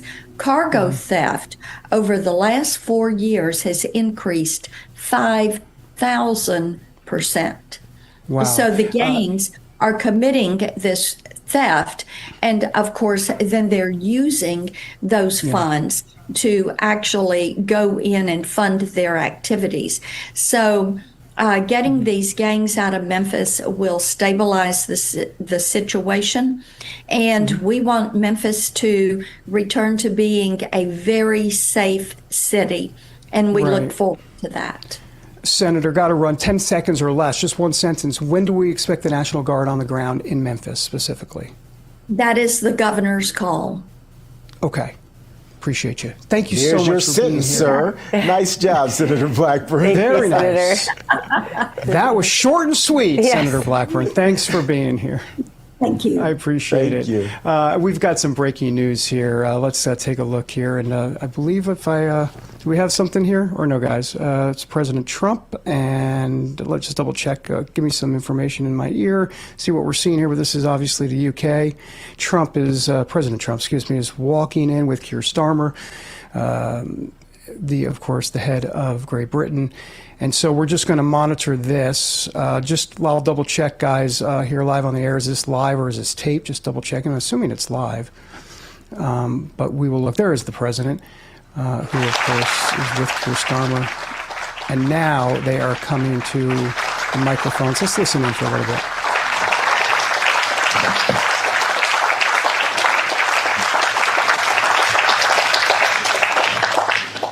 Thank you very much, and very nice to see you all. And Mr. President, let me welcome you again for this unprecedented second state visit.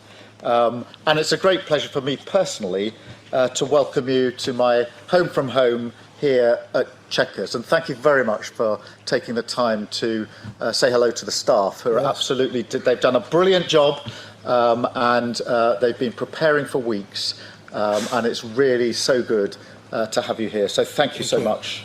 You are among friends, and I think we all agree there's so much to celebrate in the special relationship between our two countries. By standing together in war and in peace, this bond is the very foundation of our security, our freedom, and our prosperity. But what is the relationship all about when it comes down to brass tacks? It comes down to leaders, of course, leaders who respect each other, leaders who genuinely like each other.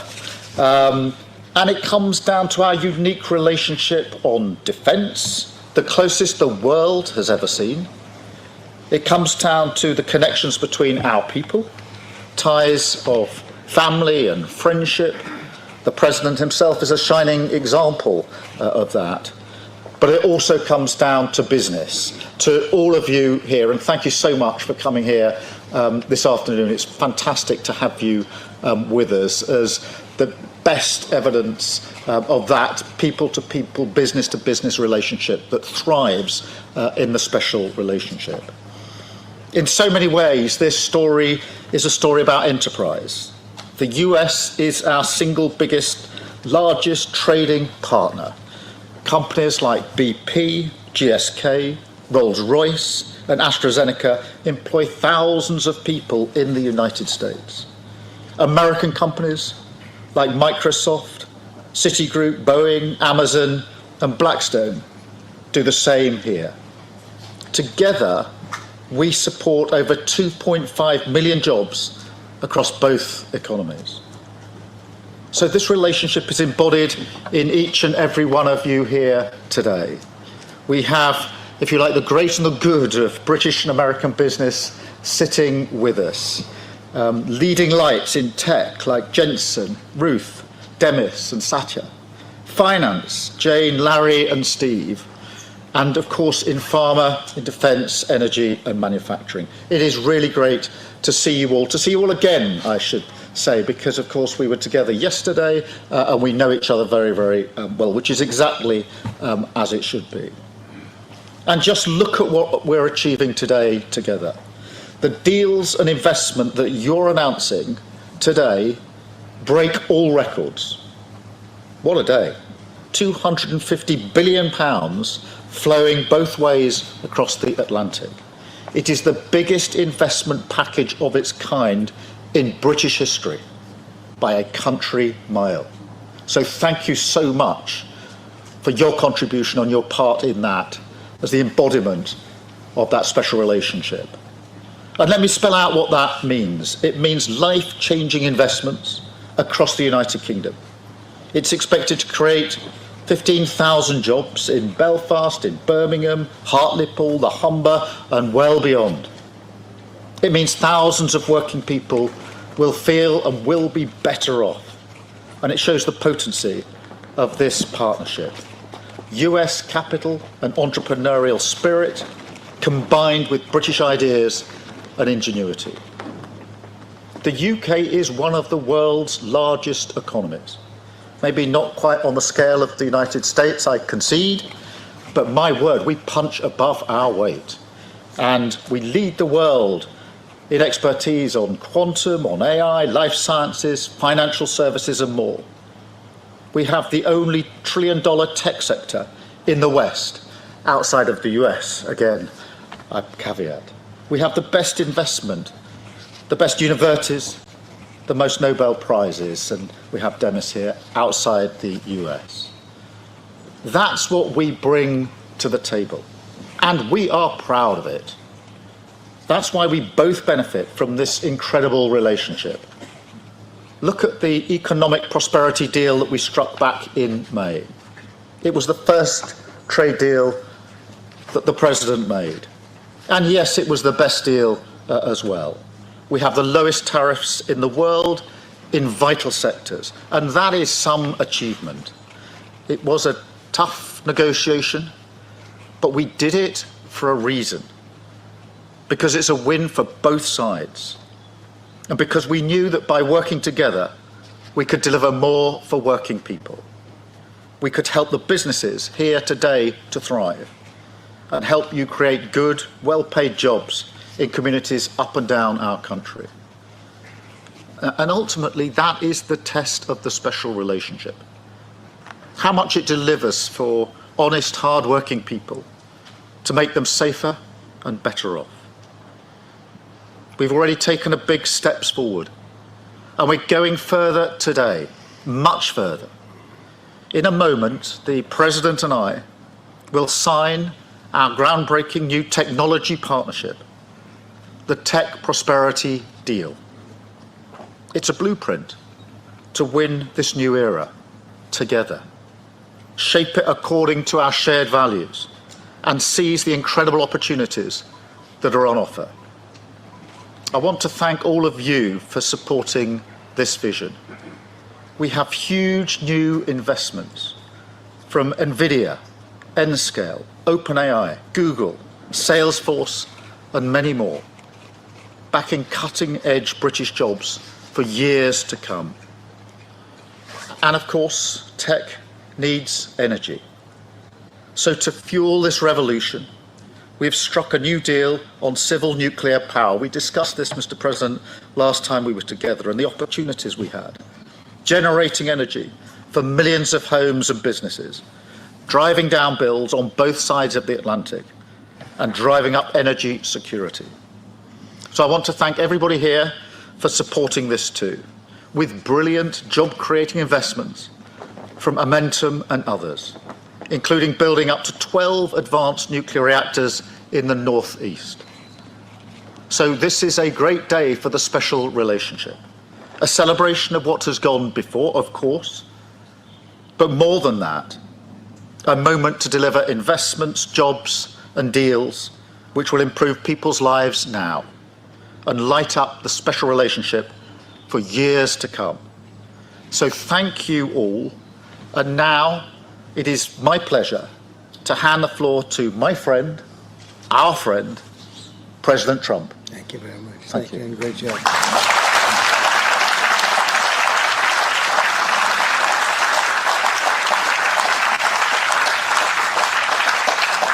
Well, this is a very distinguished group. I can tell you that's what I do for a living. It was before politics. I would have to deal with you, and you are the best. You're the best in the world, and you're here. And it's an honor to have all of these great leaders. Really an honor. But I'm sincerely grateful to Prime Minister Starmer and Lady Starmer for welcoming us to this very special home, this beautiful place. And I was here a number of years ago, but somehow today it looks even better, even more beautiful, and even more historic. Melania and I are forever thankful to His Majesty King Charles III and Her Majesty Queen Camilla. We had a fantastic evening last night. But the exquisite honor of a second official state visit, the first ever, it's the first time it's ever been done, was, really was an honor. Such great history, and to think it's a first. It's always nice to have a first. But the ties between our countries are priceless, and it's really an inheritance. It's a beautiful inheritance. Today we're making those ties closer than ever before. We've done some things that financially are great for both countries, and we work together, and it keeps us together, and I think it's an unbreakable bond we have, regardless of what we're doing today. I think it's unbreakable. But this is very big, and I want to thank all of the incredibly talented business leaders, the best in the world, biggest in the world, here this afternoon for investing in the Anglo-American Alliance, and you personify an important part of the unique national bond and really a world bond. What you've done is incredible. Our two countries do a great deal of business together, $340 billion last year was the number. In May, the United Kingdom became the first country to make a trade deal with the United States during my second term, and we sort of wanted to make it the first because the bond is so strong and the relationship so long. That agreement will create billions of dollars in opportunities for American farmers to sell their products into the UK, reduce barriers to trade, and give the U.S. manufacturers better access to the UK's world-class aerospace supply chain, which is really is world-class. A lot of people don't understand it, the importance of that particular asset that you have. It's a beautiful job you've done. There's no more natural partnership in the world. Together, we're building up the industrial capacity of both of our countries, which is crucial to our defense. And we work so well together in defense. I met so many of the leaders of your defending group, and many of them I've known by name, but now I know them pretty well. We had some very good meetings today and yesterday. So we're taking the next logical step with a historic agreement on science and technology partnerships, and this will create new government, academic, and private sector cooperation in areas such as AI, which is taking over the world. I'm looking at you guys. You're taking over the world, Jensen. I don't know what you're doing here. I hope you're right. All I can say is we both hope you're right. But it's pretty amazing. Quantum computing, fusion, 6G, and civil nuclear energy, and align our nations through the approach of centered deregulation and innovation. And we're going to have a lot of deregulation and a tremendous amount of innovation. It's just happening. But this new accord is already helping spur a massive wave of private sector deals worth over $350 billion alone, headlined by a $136 billion from Blackstone. That's very nice. Steve, thank you. That's why you have that location, I think. It's considered the best seat all the year. Yours is pretty good too, Jensen. That's good. That's great, Steve. You know what you're doing better than anybody. American company X Energy and British company Centrica has been announcing, and really for a long while they've been talking about this deal, the deployment of modular nuclear reactors across the UK, all across the UK. It's been in the wind for a couple of years, and now we're getting it done, generating more than $50 billion in economic value, creating up to 2,500 jobs, and powering 1.5 million homes. That's a lot of homes. 7 decades after British genius Alan Turing pioneered the field, this agreement will also help America and our British allies dominate the future of artificial intelligence. You need the energy. You have to have the energy. That's one thing I learned very quickly. They need a lot of electricity.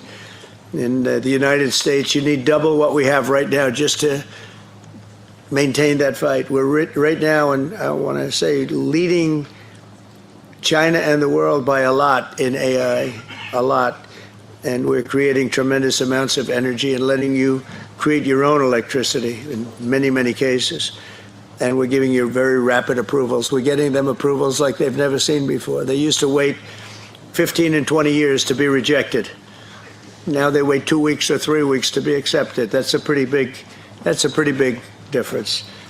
And at the same time, we always have the environment in mind, but we move them along.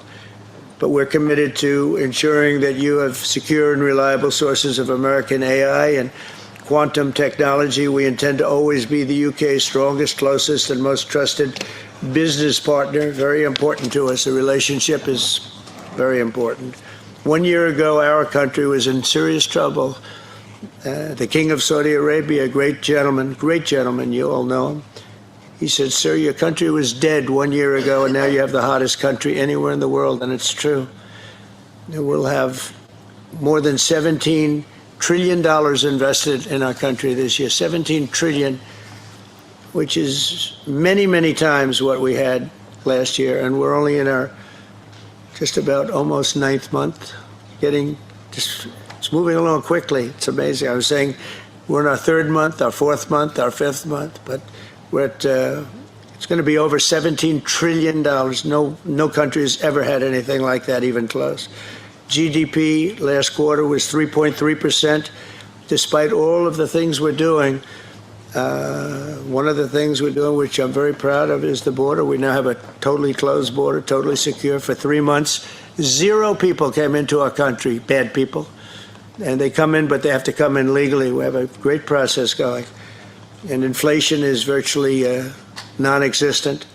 As you know, we're taking in trillions of dollars from tariffs, and they've been so incredible for our country, so incredible. We're keeping our companies happy. We're keeping them solid and sane, and they're very, very thrilled at what's happened. They can't even believe it. And we've never seen investment like this. Without the tariffs, we would have just a fraction of that. And we're really the only one that can do tariffs. Nobody else is able to do them. With us, it works because people have to be there. But we've slashed 30-year-old regulations. And as you know, in my first term, we had a very successful first term. We had the greatest economy in the history of our country. And we had the biggest regulation cut in the history of our country. And now we're doing it again. We're slashing them at a level that is even beyond what we did in the first term. The first term, we did more regulation cutting by 4 times at any other time that any other country has done or that we've done. And we think we're going to exceed that this time. And we'll have regulation, but it'll be sane regulation. It'll be regulation that allows you to compete and do your thing, or regulations that you're able to get around and do things, and you no longer have that regulation. But we slashed regulations at a level that's never been done before, and we're doing it at the same level right now. I recently signed the largest tax cuts in our country's history, and the bill includes a 100% expensing for investments in equipment and factories. Nobody's ever seen anything like that, and it lasts for a 10-year period, so it's going to be there for a while. But the countries and companies are coming into our country for the expensing aspect of the bill. It was in I call it the big, beautiful bill, the great, big, beautiful bill. We got so much, the largest bill ever passed in the history of our country. In fact, so big that we really don't have to pass too much anymore. We can just do this for 4 years, implement. You know, I like to implement because the bills are wonderful, but you have to implement. But the expensing is going to be the reason, I think, that bigger than anything else, when you have 1 year expensing, you can write everything off in the first year, including structure. So you didn't even have that in the first bill. I think it was the biggest factor in the first bill why it led to such growth. And this is actually a better form of expensing, and it's actually more significant. So today, America is strong. Our economy is, I think, potentially the strongest it's ever been. We'll see very soon those big places that are being built all over the country. Car companies are moving in. AI is moving in. Everybody's coming in. They all want to be here. The drug companies are coming back. They all want to be there. They sort of have to be there, but they want to be there. But with this agreement, our cherished friendship with the United Kingdom is getting stronger and stronger. And again, I want to thank the Prime Minister. He worked very hard on this and getting this deal done. This is long in the making. They've been talking about it for a long time, and we got it done. And it's a real honor to be with you. And thank you very much. Thank you.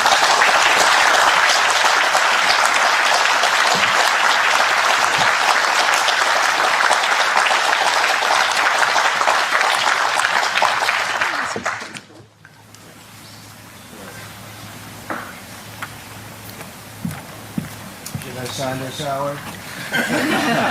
Where's Scott? Did I sign this? Are you sure, Scott? If the deal's no good, I'm blaming you, Scott. That'd be great. It's a great honor.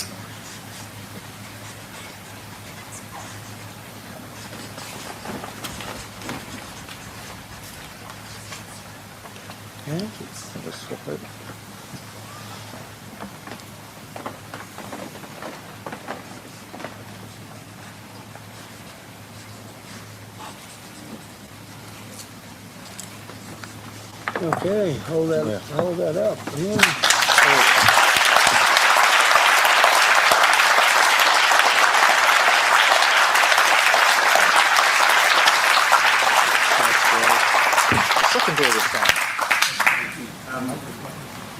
Mr. President, Mr. Prime Minister, we're now going to take some contributions from our distinguished guests from the business community, starting with Sir Demis Hassabis, the co-founder and CEO of DeepMind.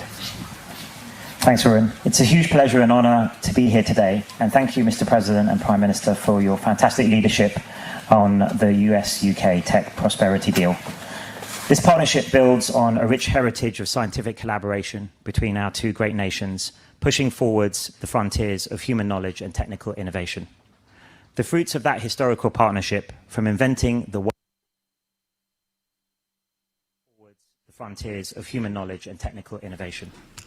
The fruits of that historical partnership, from inventing the World Wide Web to mapping the human genome, have gone on to benefit all of humanity. In many ways, Google DeepMind, the frontier AI lab that I lead, is the modern embodiment of this wonderful transatlantic spirit of cooperation. With our two major research offices in London and California, now comprising the engine room of Google, and powering all of its...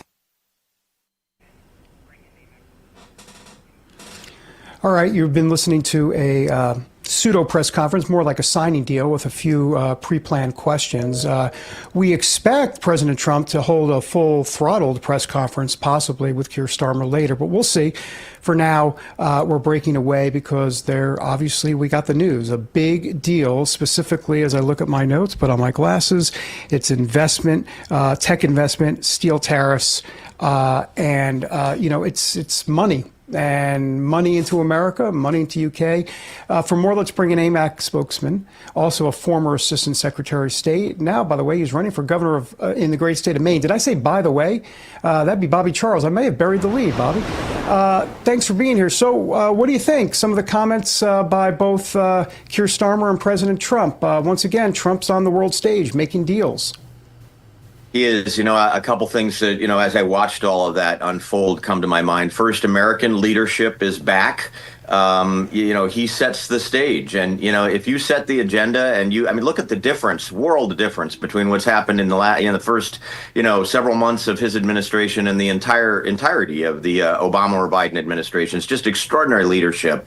And the second thing, and I spent 2 years living in England, I find it fascinating that it reflects an understanding of the truly historic special relationship we have with this World War II ally and long-standing. We come from them, and they are very attentive to our leadership on the world stage. I also thought the interesting thing is, I noticed that the Prime Minister mentioned that they were leaders in technology and that they had Nobel Prize winners there, and it always comes back to me, and I won't get the exact numbers right, but it always startles me when I think people don't understand that America is truly unique in the world, and Great Britain is sort of right behind us. We are unique in the world because we're risk takers. We're risk takers in the military. We're risk takers in business. We're risk takers. And so, to put it differently, America is not an accident.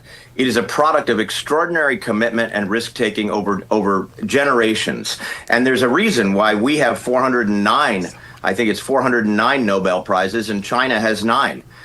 We are risk takers, and we believe in the idea that business and the private sector need to be empowered, that we need free markets. And freedom is really the way in which you go forward, whether it's, life, liberty, and the pursuit of happiness, whether it's your freedom of faith, your freedom to choose how you want to live your life and where you want to live it, and the Bill of Rights, or it's the freedom of our markets. So AMAC, of course, fights for that every day.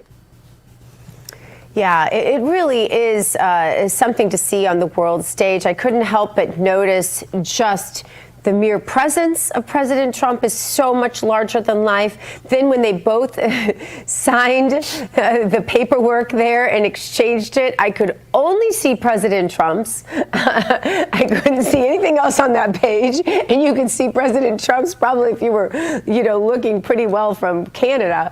And so, it really is such a different moment for us in history.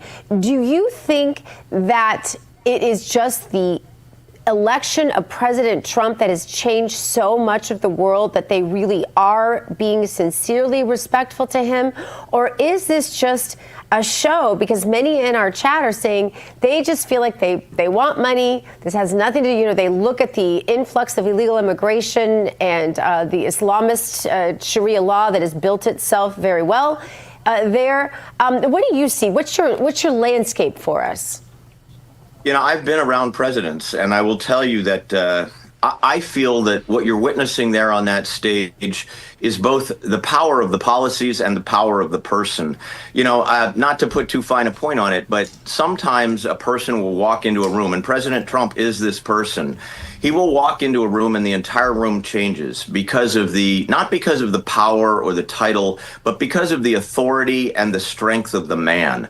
I mean, that was true of certain military leaders. It's been true of certain presidents. It's true of certain leaders on the world stage historically. When Winston Churchill walked into a room, no doubt the room paid enormous attention. I think it's the fact that Donald Trump has weathered every storm and safely found a port after every storm, whether it's lawfare or something else, assassination attempts. This is a man who is, you almost get the feeling that he's a man of destiny, that this is really something where if you fall in behind this man, the world will be led to a better place. And I think that the epic moments in what we know as world history are, in my view, defined by men and women. I think that Ronald Reagan changed the face of the world by the conviction that he had that it could be done, should be done, needed to be done. And I believe that Donald Trump is doing that today. And frankly, on a much smaller scale up here in Maine, we have a lot of challenges ahead of us. And there is a sense up here that people are sick and tired of being led by bad leaders, and that they really want a turn of the page, a freshness that allows them to get their freedoms back. And again, it's the same freedoms. It's the freedom associated with our economy, which has been heavily overregulated. And I noted all the regulations being cut by President Trump. It's the fact that our safety, our public safety, I was just up at the northern border and will be again. It's our public safety that's under threat, illegal aliens and drugs. And so here's a president who is literally walking the walk. He's talking the talk. He's doing what he says he will do. And by God, we love those people. Bobby, you mentioned that you were at the northern border, so I do want to switch a little bit and talk about what you experienced at the northern border and talk about some of the challenges you see there at the northern border. Obviously, your state is there. And I asked that question in the context of so much of our focus are the problems at the southern border, but there is a northern border where there are also people coming across illegally. Yeah, there's no question. I mean, I guess my concern, and, whether it was Reagan or other experiences, I was always encouraged to look around corners, try to anticipate what's going to happen next. And it's the best way to live. And so on our southern border, we're doing great things. We're shutting it down, and we're feeling a greater sense of safety. President Trump is doing things I never imagined any president would do, which is to actually go after the fentanyl traffickers with a vengeance. Well, it's like the balloon theory, right? If you push here, it's going to come out over there. And right now on the northern border, having just been at 3 spots up there, the northern border is really, it's the next big war zone. And I think we have to be aware of that. And so I spent time with CBP and DEA, and I'll spend some more time, no doubt, in the future, trying to understand what they need, what they don't have, the penetration. I won't go through all the facts here, but we've had significant penetrations. They've been big. And so I think we just are trying to protect. Bobby Charles, great insight as always. Love having you on, especially in breaking news situations, because I believe you're the utility player in baseball. You can play all positions. So we appreciate. We appreciate. I appreciate that. I try. All right, today at shortstop, Bobby Charles. All right, we have more American Sunrise after the break, everybody. Your wallet is always in danger. Criminals can scan and hack your information without you even knowing. Worse yet, it's bulky and so disorganized. But not anymore, because Slim is in. Introducing Slim Mint, an ultra-thin RFID blocking wallet that keeps your cards and cash truly protected. And now may be your last chance to get it for a low price. Slim Mint uses the latest RFID blocking technology to prevent thieves from scanning your wallet and stealing your info.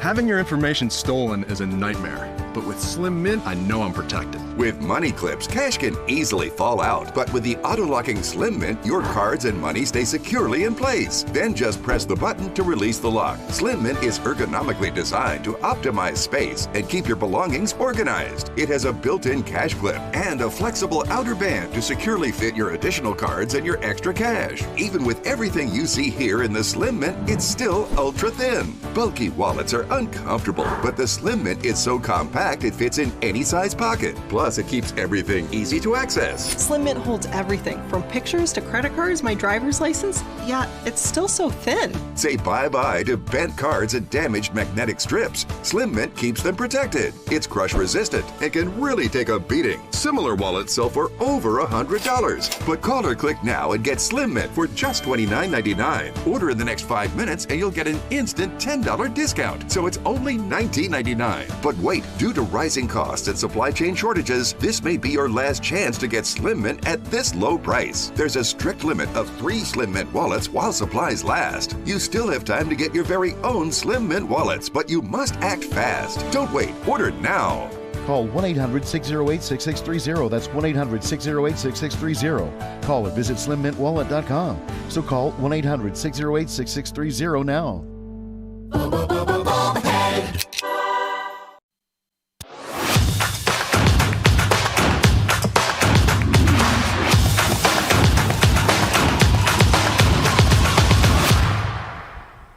Welcome back to American Sunrise. I'm American Sunrise contributor Emily Finn. A TV anchor has resigned after being suspended for honoring Charlie Kirk.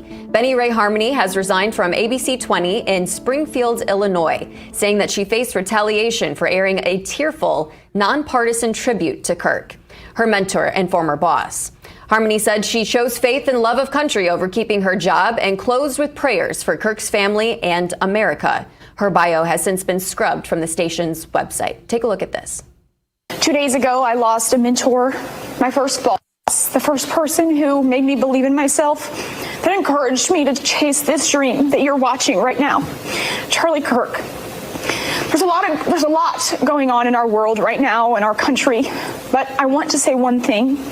Lean on your neighbors. Speak up for what you believe in. I don't care what it is. I want to share with you one of my favorite sayings that Charlie would always tell us at the office. He would yell it from the mountaintops, so please listen. When conversations stop happening, when individuals become wordless, that's when violence begins. So if you do one thing today, make it be with passion, with conviction. Stand up for your friends, stand up for your beliefs, and speak loudly, even if your voice shakes. Your words have meaning. Your values have purpose. Never forget that. Thank you, CK. You changed my life. Benny Ray Harmony joins us now. Thank you so much for joining American Sunrise. So walk us through the whole process. How did all of this unfold after that tribute that we just watched aired? Emily, Gina, thank you so much. So it all occurred on Friday. This was last Friday is when I aired the tribute. And I produced my show as well as host the show. So there was nobody overseeing what went in my show. This was a very last minute thing. I think last week, there was a sense of heaviness that there still is over America and over the world. And I was not the only one feeling this grief. And other people in my station had shared the exact same feelings towards what had happened. And so that day when I was walking into the studio, I took my normal route through the back way and something came over me, Emily. And all I can say is it truly was the Holy Spirit. And I believe that. I have stayed silent for a really long time. I formerly worked for Jack Posobiec and Turning Point USA, as well as a few other things. And my values and morals have always been there. And this place, from the second they hired me, they threatened me. They told me I was not allowed to share my views and that I really did need to take an unbiased perspective. And I understand that. But when Monday came a few days ago, I went into my boss's office and he informed me that I would not be going on live television. And I asked the question, why? The question conservatives, the question we all are asking every single day, why? Why is this happening? And they didn't give me an answer. There was no answer. It was just, if you don't take it down, there will be consequences. They didn't tell me what consequences, but I knew right then and there, and I didn't have a regret in my body. I knew I did the right thing. And I knew, just as Charlie would always say, he wouldn't want us to be like him. He would want us to be like Christ, and he would want us to be like Jesus. And so speaking that truth, it had never felt more liberating. And I'm just extremely grateful and so blessed that the Lord has given me the voice to speak that. Well, first, I just want to thank you for your courage and say it was absolutely beautiful. And more people need to be able to stand. We all have friends that are on local news or, are working in jobs where they can't talk about what they really believe. Most of us have friends who are at national networks where they have to remain undercover, Hollywood, the likes. But here's the thing that I don't understand about this. So you obviously, when you went to work for them, submitted a resume, and they knew obviously that you had this job for Turning Point.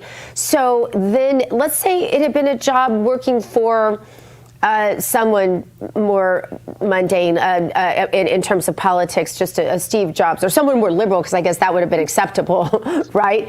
And your boss had died, and you had to talk about that on air. Would you have been reprimanded for that? And do you have legal recourse that you're going to pursue? Gina, I truly don't think this would have happened if it was somebody like a Steve Jobs or somebody, that is on the other side. My station is very vocal. Our general manager, our managers, all of them, and just every single person that is in leadership. From the second that I started there, I was getting comments in front of clients that would come in for interviews. The general manager would call me an anti-vaxxer. And I think he thought it was funny. I think he thought it was a way to create some sort of camaraderie, but there was one thing that was very clear. It was good versus evil. There was two separate values. And here's the thing, I'm okay. Like I advocate for hearing other perspectives. And if my general manager wanted to sit down with me and have a conversation about political views, I would do that, because that is what our mission and what our movement does.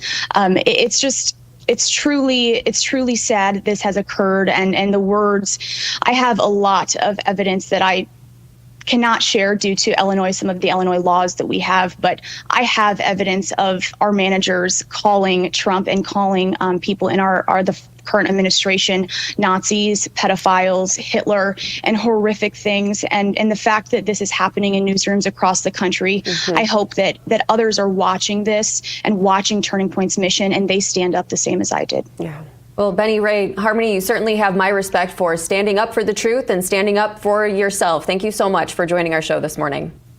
Emily, Gina, thank you. Thank you. Coming up, after Charlie Kirk's assassination, many Republicans are turning to faith. Chapels are filling up, and the next generation may be finding something deeper than politics. We'll be right back with more on American Sunrise. What do you do when your tire goes flat and there's no air anywhere to fix that? You reach for Bullseye Pro, the smarter, faster, hands-free way to fill it up with air. Bullseye Pro is equipped with a rechargeable lithium-ion power plant. So fast, so strong, and so convenient. It's like putting the power of an air compressor in the palm of your hand.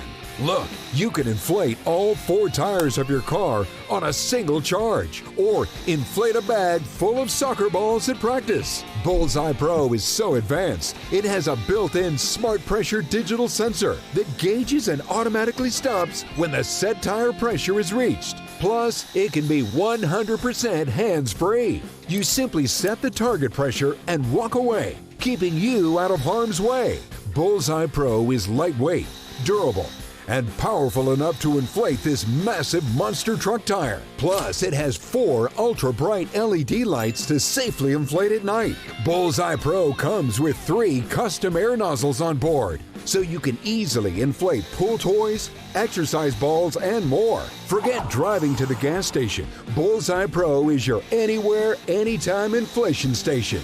Call or go online now and get the complete Bullseye Pro inflation system, all for the factory direct price of just $79.99. It comes with a 90-day money-back guarantee. Plus, we'll ship your entire order free. That's right, free shipping. But to really inflate this offer, we'll give you a 50% discount on a second one.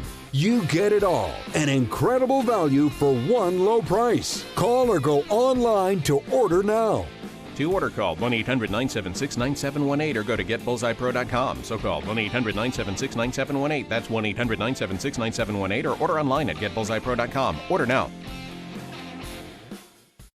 God bless the USA. In the beginning, God created the heaven and the earth.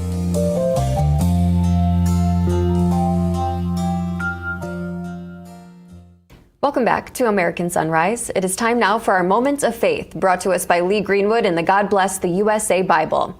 In focus today, mass attendance is spiking across America, especially on college campuses after Charlie Kirk's death.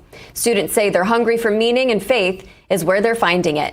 According to Catholic News Agency, non-regular churchgoers, students who never set foot in Mass before, are now flocking to services, seeking answers and spiritual guidance. Leaders in campus ministries report increases as high as 15%, with groups and individuals asking, "What do I do? What is evil?"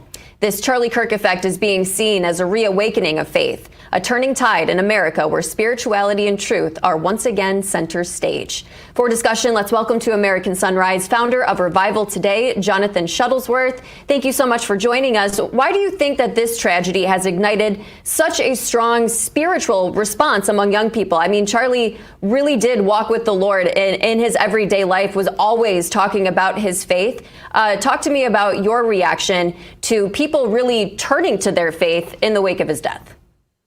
Well, I'll add to what you said before the break, which is it's not just Republicans turning to faith. It's atheists. I'm done. How do I go to church? Do I have to pay for my seat before I go in? Where do I sit? It's the left that is coming as well, that's outraged at how vile the reactions have been to Charlie Kirk's death. And with people celebrating it, there's a lot that don't want to be a part of it. So you have lukewarm, God-fearing Republicans that haven't been to church that are deciding to come back, and you're having absolute blue liberals that are so repulsed by people's vile responses to Charlie Kirk being shot that don't want to be a part of the left anymore, that are coming in. And I'll add to it, that's on top of church attendance having already spiked. So now there's this second wave. We were jammed through the sanctuary out into the lobby, and the lobby was pretty full with makeshift chairs, and I don't see it subsiding anytime soon. That's amazing to hear. I was talking to my best friend in Michigan, and she said the same thing about her church, that it was absolutely packed. There were so many people. She noticed a huge, huge difference. And I really do think that Charlie Kirk gets the credit for that. Jonathan Shuttlesworth, thank you so much for your time. Always great to speak with you. Yeah, great to see you too. Have an awesome day. Be sure to tune in to Revival Today this Sunday morning here on RAV. We'll be back with the second hour of American Sunrise in just 2 minutes. Stick around.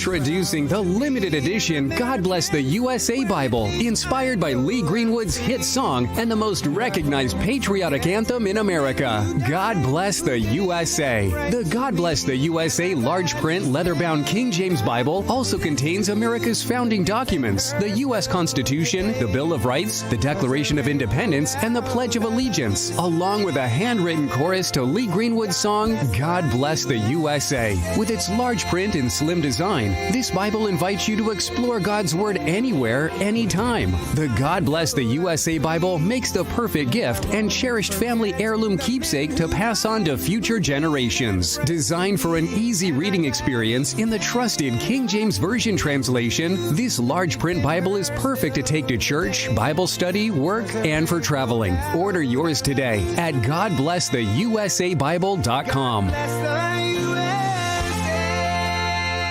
People are being given 20 days to move their savings out of bank accounts just because of their political views.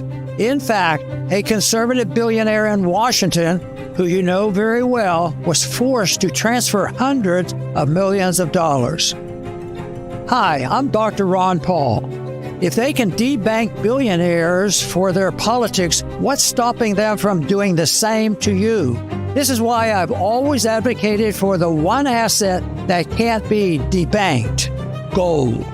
Click below for a free info kit on gold IRAs from my trusted friends at Birch Gold Group. For thousands of years, while paper currencies and banking systems failed, gold has preserved wealth. Even billionaires are learning this lesson the hard way. Don't wait for your own 20-day notice. Click below for your free info kit on gold IRAs. Thinking about Social Security? Think AMAC. The AMAC Foundation takes the confusion and stress out of understanding Social Security's thousands of rules and regulations. Our nationally accredited advisors offer a personal touch that is unmatched. But that's not all AMAC has to offer. AMAC is America's leading conservative advocacy and benefits organization, guided by the principles of faith, family, and freedom. So when it comes to Social Security and so much more, think AMAC. I'm a J6er. I spent 1,143 days in prison. About a year in prison. 4 years out of an 18-year sentence in prison. J6ers have been treated like terrorists. And we need your help. Stand in the Gap was founded to stand in the gap for J6ers working to rebuild their lives after being incarcerated. For just $10 or more, you can help these patriots get back on their feet again. Please scan the QR code to donate $10 or more to support these American patriots. Thank you for standing in the gap.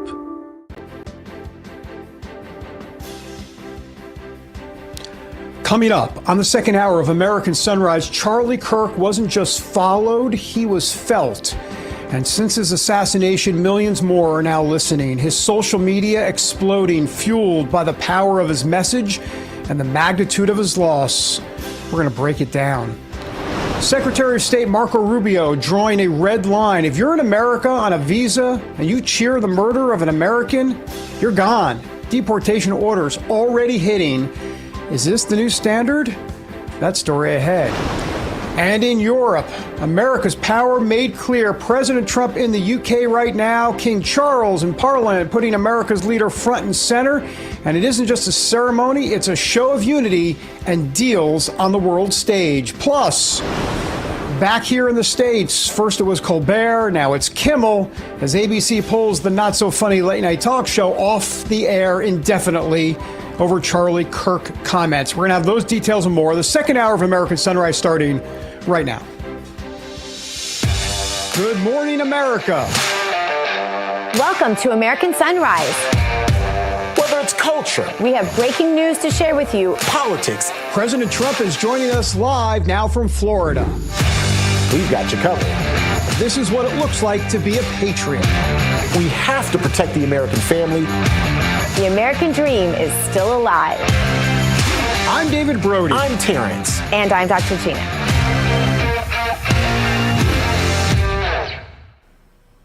And welcome back, everybody, to the second hour of American Sunrise. I'm David Brody, coming to you from D.C. Let's bring in Dr. G in West Palm.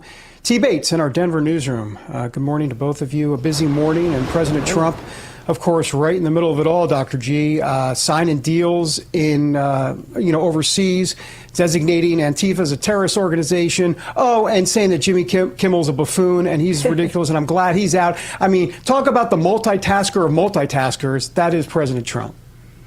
Yeah, we knew it. I was thinking during that whole entire signing ceremony, Joe Biden couldn't have done that in his wildest dreams. He couldn't have sat there. He can't ride a bicycle. He can't ride a bicycle. Right. But I mean, there's literally no way he could have done that. And it's getting to be more and more shocking as we watch the Trump administration unfold, Terrence, that Joe Biden got away with holding that office for as long as he did. Really is. I really hope that absolutely. AutoPen thing unleashes all of this so that we can know all of it and the proper people can be prosecuted, because this can never happen again, what happened in that administration. Well, let's focus on the current commander-in-chief, who is making worlds of changes and changing the world. You see what I did there? I like that. Just came off the top of the dome there. President Trump continuing his royal state visit in England at the moment. In fact, while you were sleeping, the commander-in-chief was up and at 'em, making deals and wheeling and dealing. In fact, he was meeting with British Prime Minister Keir Starmer. The duo participating in a business leaders reception as we speak and holding a joint news conference just a little while ago. A significant part of the discussion between Trump and Starmer focuses on trade. In fact, Britain's Guardian newspaper reporting that the two leaders are announcing more than $200 billion in U.S. investments in the UK. They literally just signed an agreement probably about 45 minutes ago or so. A majority of the investment is going to include investment from equity firm Blackstone. That's over 10 years. Other companies being named as potential investors are real estate logistics company Prologis, as well as tech company Palantir. The British government expects the investment package to create 76,000 high-quality jobs in industries ranging from clean energy to life sciences. Here's what President Trump had to say about the relationship between the United States and Great Britain just a little while ago. And we work together, and it keeps us together, and I think it's an unbreakable bond we have, regardless of what we're doing today. I think it's unbreakable. But this is very big, and I want to thank all of the incredibly talented business leaders, the best in the world, biggest in the world, here this afternoon for investing in the Anglo-American Alliance, and you personify an important part of the unique national bond and really a world bond. What you've done is incredible. Meantime, back here in the United States, late night host Jimmy Kimmel, the poster child for the idea that words have consequences. ABC has suspended his late night show, Jimmy Kimmel Live, indefinitely over comments that he made about Charlie Kirk's murder. The network and other television station groups call Kimmel's comments, quote, offensive and insensitive at a critical time in our national political discourse. President Trump chiming into the conversation on Truth Social, calling ABC's announcement great news for America. He goes on to lash out at Kimmel, saying that he has, quote, zero talent and worse ratings than even Colbert, if that's possible. We'll, of course, continue to cover the ongoing changes in late night television. Stay tuned. Just don't expect to see Jimmy Kimmel live anytime soon. That's a quick check of your headlines. I'll have more headlines coming your way in just a little bit. But now, let's get a quick check of your nationwide forecast from Weather Nation meteorologist Adrian Hernandez. Adrian, good morning, my brother. How are you?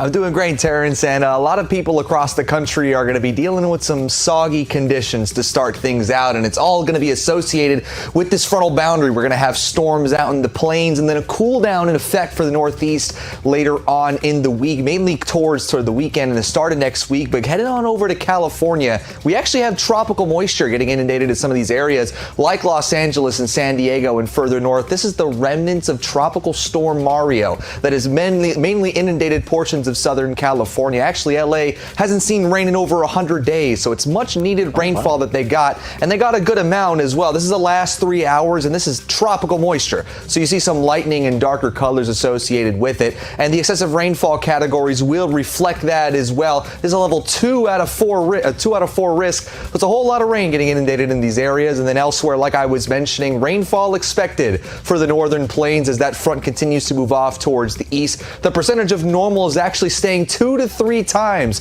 the actual average based on the climatological data for this time of year. So they're in for a bit of a soggy start to their weekend, and the excessive rainfall outlook will also reflect that as we go into the next couple days, Thursday, Friday, and into Saturday, where things get a little bit more soggy a little bit further down to the south, but again, still associated with the front. Rainfall in Florida, definitely South Florida, is sticking around that mark and not going anywhere anytime soon. And as we go into the weekend, a front will pass by, bringing us down some high pressure. Some cool Canadian air will move in behind that front, giving us better temperatures well into the next week. 68 degrees for your high Saturday out in Boston. Out in the big city, getting down to 69 out on Sunday. That's a better look at your forecasts across the nation. Back to you, Terrence.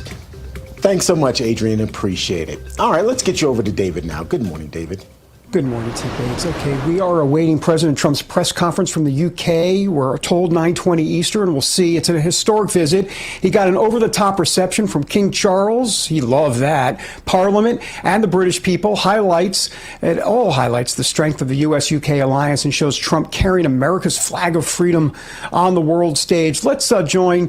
Why don't we bring in Wisconsin Senator Ron Johnson to American Sunrise. Senator, great to see you. So how significant is this moment? I mean, what does it say about America's leadership under President Trump? Once again, a very successful overseas trip, sir. Good morning. Good morning. Well, I think you termed him a multitasker. I think that's understating the energy he brings to his job. He entered office with all these enormous messes that the Democrats and Biden left for him: the open borders, the remnants of 40-year high inflation, all the wars. And what President Trump is just doing is, things he's addressing issues that nobody else would address, things that had to be addressed. But here's just one instance of his ability to build and create things. And he recognizes how special our relationship is with the UK, which is why he has the second trip. UK understands the same thing. So this is a very positive sign. I applaud his efforts and the UK's leadership as well. Senator Johnson, shifting gears now, at a recent Senate Homeland Security hearing on vaccines, you said this. What would you think if you're a parent, perfectly healthy child, talking, developing great, vaccine? What do you say to those parents? Are they just making it up? Because that's what's being denied. That's what I've seen. As I've gotten involved in this, starting with the COVID injection injuries, they're still being denied because nobody wants to have to deal with it. Nobody wants to admit they're wrong if you're a doctor and you suggested that injection or these vaccines. You don't want to admit that maybe that wasn't right for that person. Senator, you've warned about vaccine safety for years while the media ignored and attacked you. Many of us have been in that exact same predicament. Do you think Americans are finally seeing the truth? Do you think the needle is finally moving the right direction? I think it is. And really, all I'm asking, all the vaccine injured are asking is please have an open mind. We want to be seen. We want to be heard. We want to be helped. Without the medical establishment, without the federal health agencies, without pharmaceutical companies admitting that these drugs or these vaccines do cause harm, these people have no hope. And that's, in my previous hearings, we've had, a COVID injection injured doctor just saying, we just feel abandoned.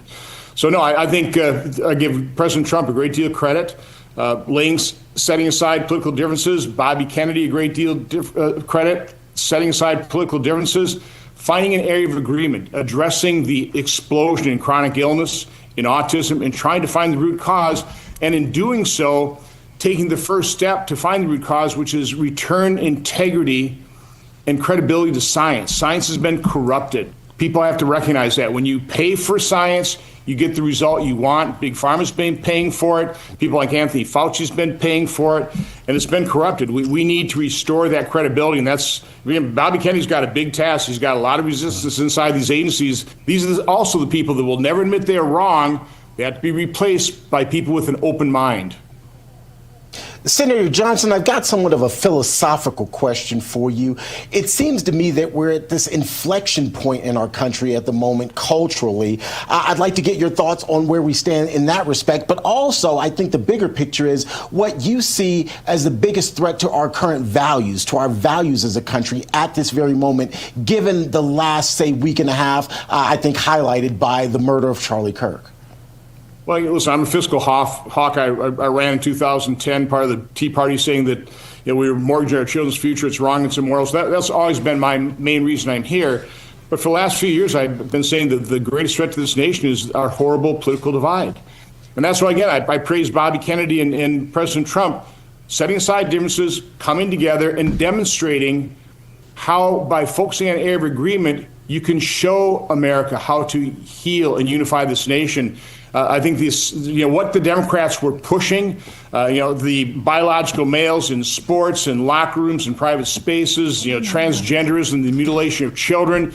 All these things most Americans do not agree with, but the media prop them up. They normalize that. I think the election of Donald Trump sort of busted that. And now people have an open eyes. And then you throw on top of it the tragedy of the assassination of Charlie Kirk. I woke up the next morning, thinking about a human frailty. We truly do not appreciate what we've got till it's gone.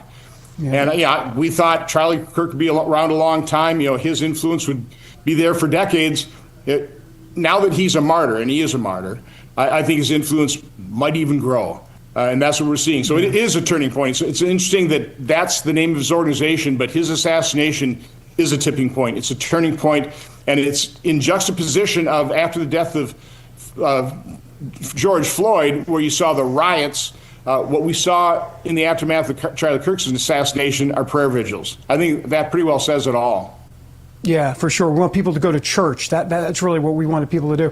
Senator Johnson, got 30 seconds or so, and this is related, to, obviously, to what's going on with the Charlie Kirk investigation. But the president has declared Antifa a domestic terrorist organization. Want to get your thoughts? We got about 30 seconds or so, sir.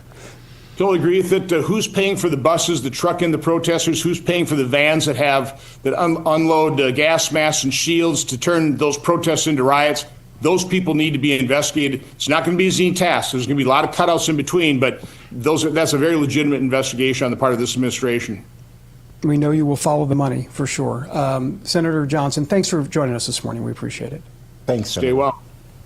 All right, you as well. Coming up, when inflation jumps, when you hear the national debt is over $37 trillion, do you ever think, I don't know, maybe now would be a good time to buy some gold? Whether as a hedge against inflation, peace of mind during global instability, or just for sensible diversification, the Birch Gold Group believes every American should own physical gold, and so they created something special. Until September 30th, if you are a first-time gold buyer, Birch Gold is going to offer a rebate of up to $10,000 in free metals on qualifying purchases. To claim eligibility and start the process, what you do is you request an info kit now. This is how you do it. You text America to 989898. I'll say it slow, Joe Biden. Never mind. Plus, Birch Gold can help you roll an existing IRA or a 401k into an IRA in gold. And, by the way, you're still eligible for a rebate in free metals of up to, let's say together, $10,000. Birch Gold is the only precious metals company that I trust, as do their tens of thousands of customers. So make right now your first time to buy gold and take advantage of a rebate of up to $10,000 when you buy by September 30th. Text America to 989898. I said it slower for Joe in case he's listening. I'm sure he's not. More American Sunrise after the break.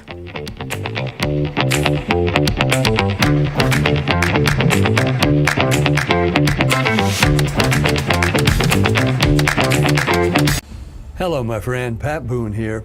You know our country's under financial assault like never before. Our government has put us $34 trillion in debt. The interest alone's more than we spend on military defense. And what's worse, other countries no longer believe the U.S. is a safe place to invest. There's a growing international movement to dump U.S. dollars at a record pace. Some economists say this may signal the end of the dollar. Now, these countries are instead buying gold, and I'm suggesting you do the same.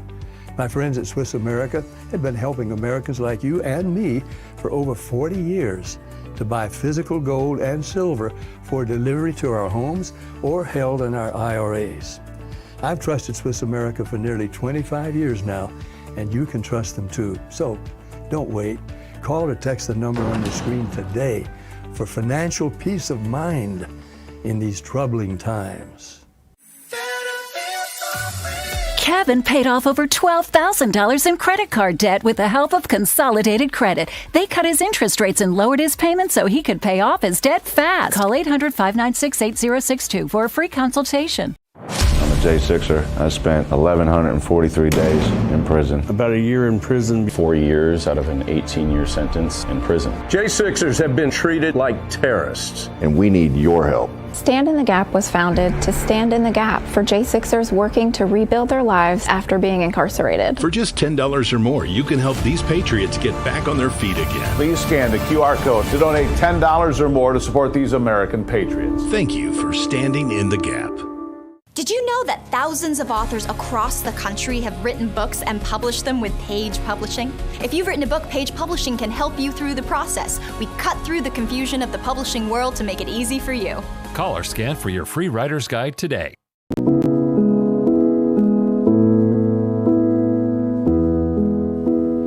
Chequers UK, where the President Trump, about to hold a press conference. We're going to bring it to you when it happens. Welcome back, everybody, to American Sunrise. I'm David Brody. The solemn music, because we're going to talk about, obviously, what happened to Charlie Kirk. I recently had the chance to sit down with Charlie Kirk's pastor, Rob McCoy, for a wide-ranging interview. Pastor McCoy, by the way, also co-chair of TPUSA Faith. Charlie and Rob developed a very close bond, and Charlie actually asked Rob McCoy to be his personal pastor. Here he is reflecting on that and getting emotional about it. David, I'm not an evangelist. I can do the work of an evangelist. I'm obedient. Yeah. I don't even know that I'm a really good pastor. I've pastored and shepherded a church for 25 years, but I've always joked, and it's slightly true. I have the gift of preaching a church down to a manageable size. Now, why in the world did Charlie pick me as his pastor? I was the first church that he was invited to come and speak, and I encouraged him to put his faith into everything he did and not to compartmentalize it. For any reason, that's my claim to fame with Charlie. But he continued to call me his pastor, and I was in Korea with him, and this is what I said to him: Charlie, your stock has gone through the stratosphere. It's been since the election. I see very little of you. You don't have to keep calling me your pastor. You're loyal. I know we got history, but there's guys that you would benefit far more from having them. I mean, you got Jack Hibbs, you got Alan Jackson. I mean, I can go through a list of amazing men. Yeah. And he said, Rob, not only are you my pastor,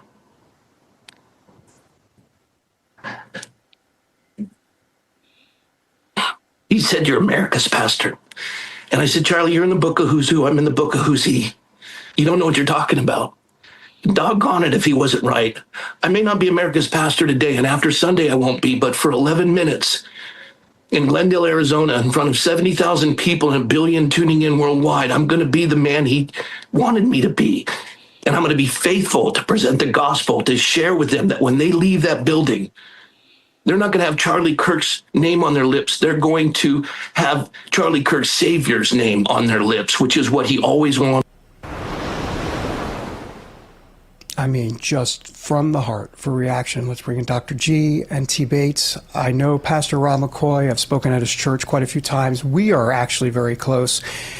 Terrence, quite a remarkable, what he was talking about was remarkable. And I must tell you, he actually said to me later in the interview, he said, this could be the biggest altar call on Sunday that we've had in a very long time. This is God is stirring, God is moving. T. Bates.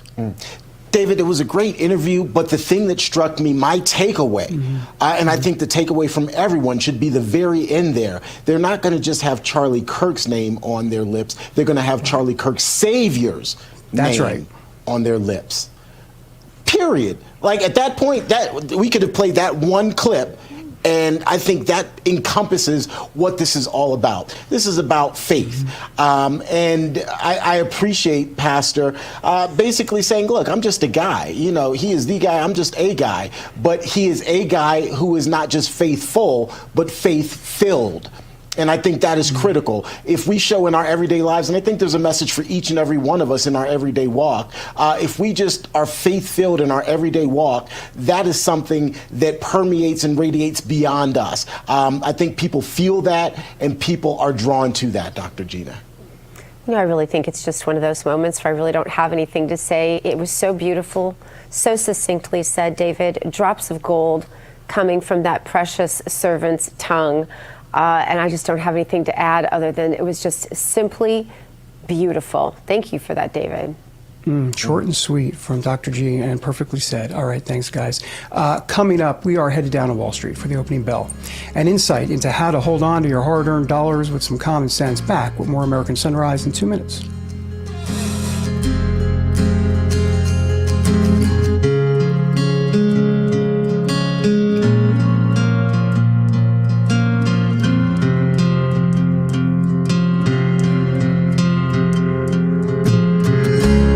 Water, nature's ultimate cleaner. We drink it, we bathe in it. Think water, think steam, think clean. Now harness the power of water with the H2O X5 5-in-1 steam cleaning system. I'm so impressed with the X5. It's an all-in-one product. I can use it throughout my entire house. It's cleaning, it's sanitizing, there's no chemicals in it. It's just steam. This is unbelievable. There is no more odor. 5 minutes, I'm done. Look at that, it's amazing. If you're ready to step into an effective, economical, and eco-safe world of cleaning, look no further than the H2O X5. Using just the power of superheated water, the X5 Super Hot Steam cleans and kills up to 99% of germs, viruses, and bacteria. You could spend over $500 to purchase the products that the X5 5-in-1 Miracle replaces. But through this special TV offer, you won't spend $400, $300, or even $200. Order your H2O X5 steam cleaning system, a $500 value, for just 4 easy payments of $43.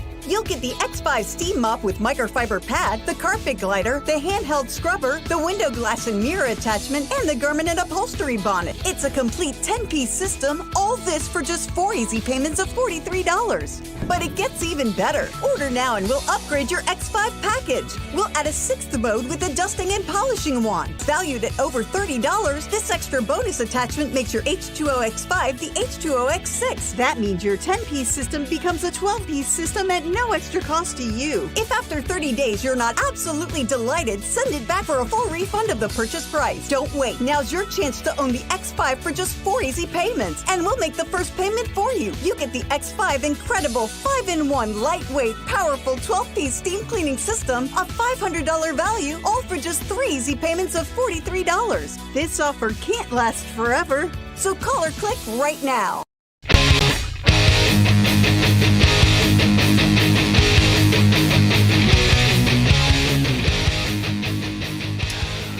Welcome back, everyone.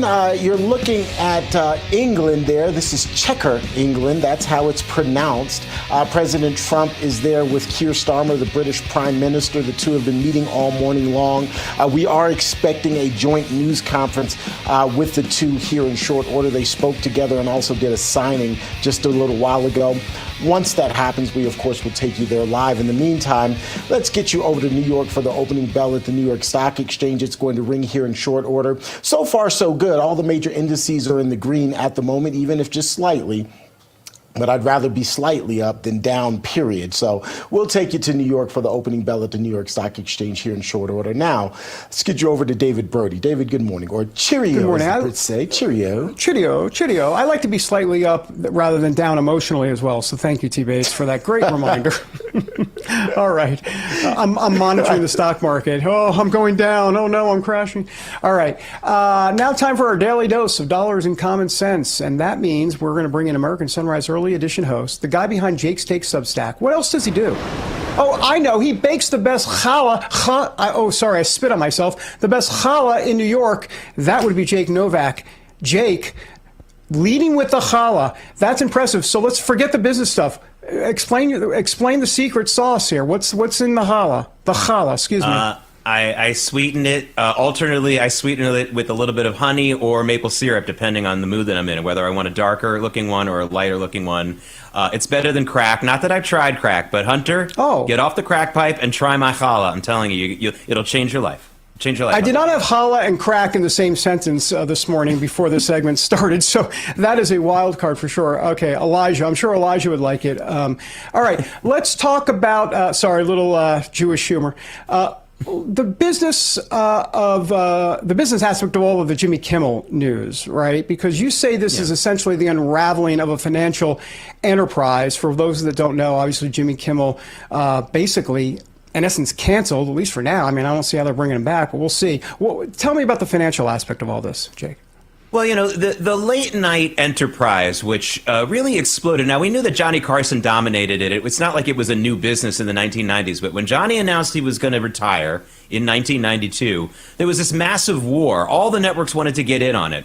And I was in college at the time, my senior year, and I couldn't believe the amount of money they were throwing at Letterman and Jay Leno and Arsenio. And then I found out, late night audiences are 18 to 25, skewed a little bit, much more towards that age group, and that was the most valuable audience. It still is the most valuable audience, and so it sort of made sense to me. David, the late night show audiences haven't skewed that young in a very long time. They actually skew older.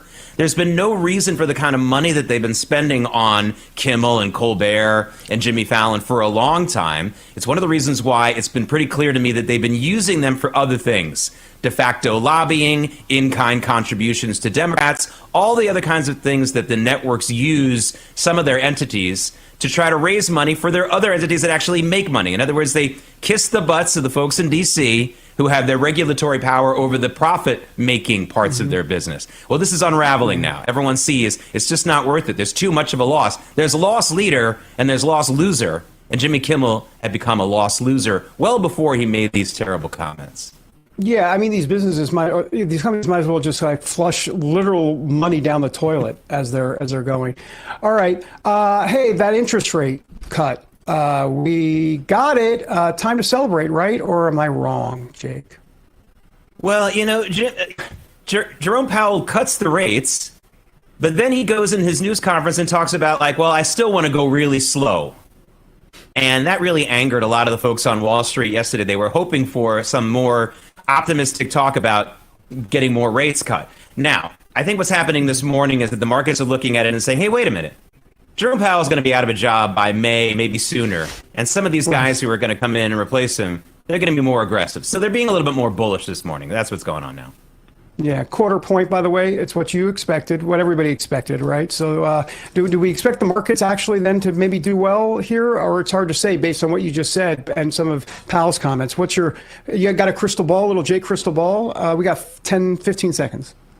Yeah, it looked like the Dow was going to open huge higher this morning. I don't think that's going to happen now. I think it's going to be more flat, but it did make a nice gain yesterday. What we're going to see today, David, is the tech sector rising, and that's got nothing to do with the Fed. That's because NVIDIA is investing $5 billion in Intel, and that's pushing up NVIDIA shares and Intel shares. So it's going to be the tech sector that's going to move the markets this morning. The answer is, though, still up, but for another reason.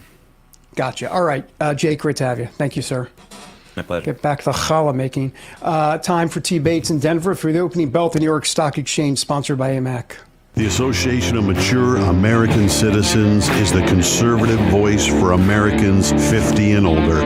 AMAC is fighting for the values that you hold dear. Join today. Together, we can write the course of America.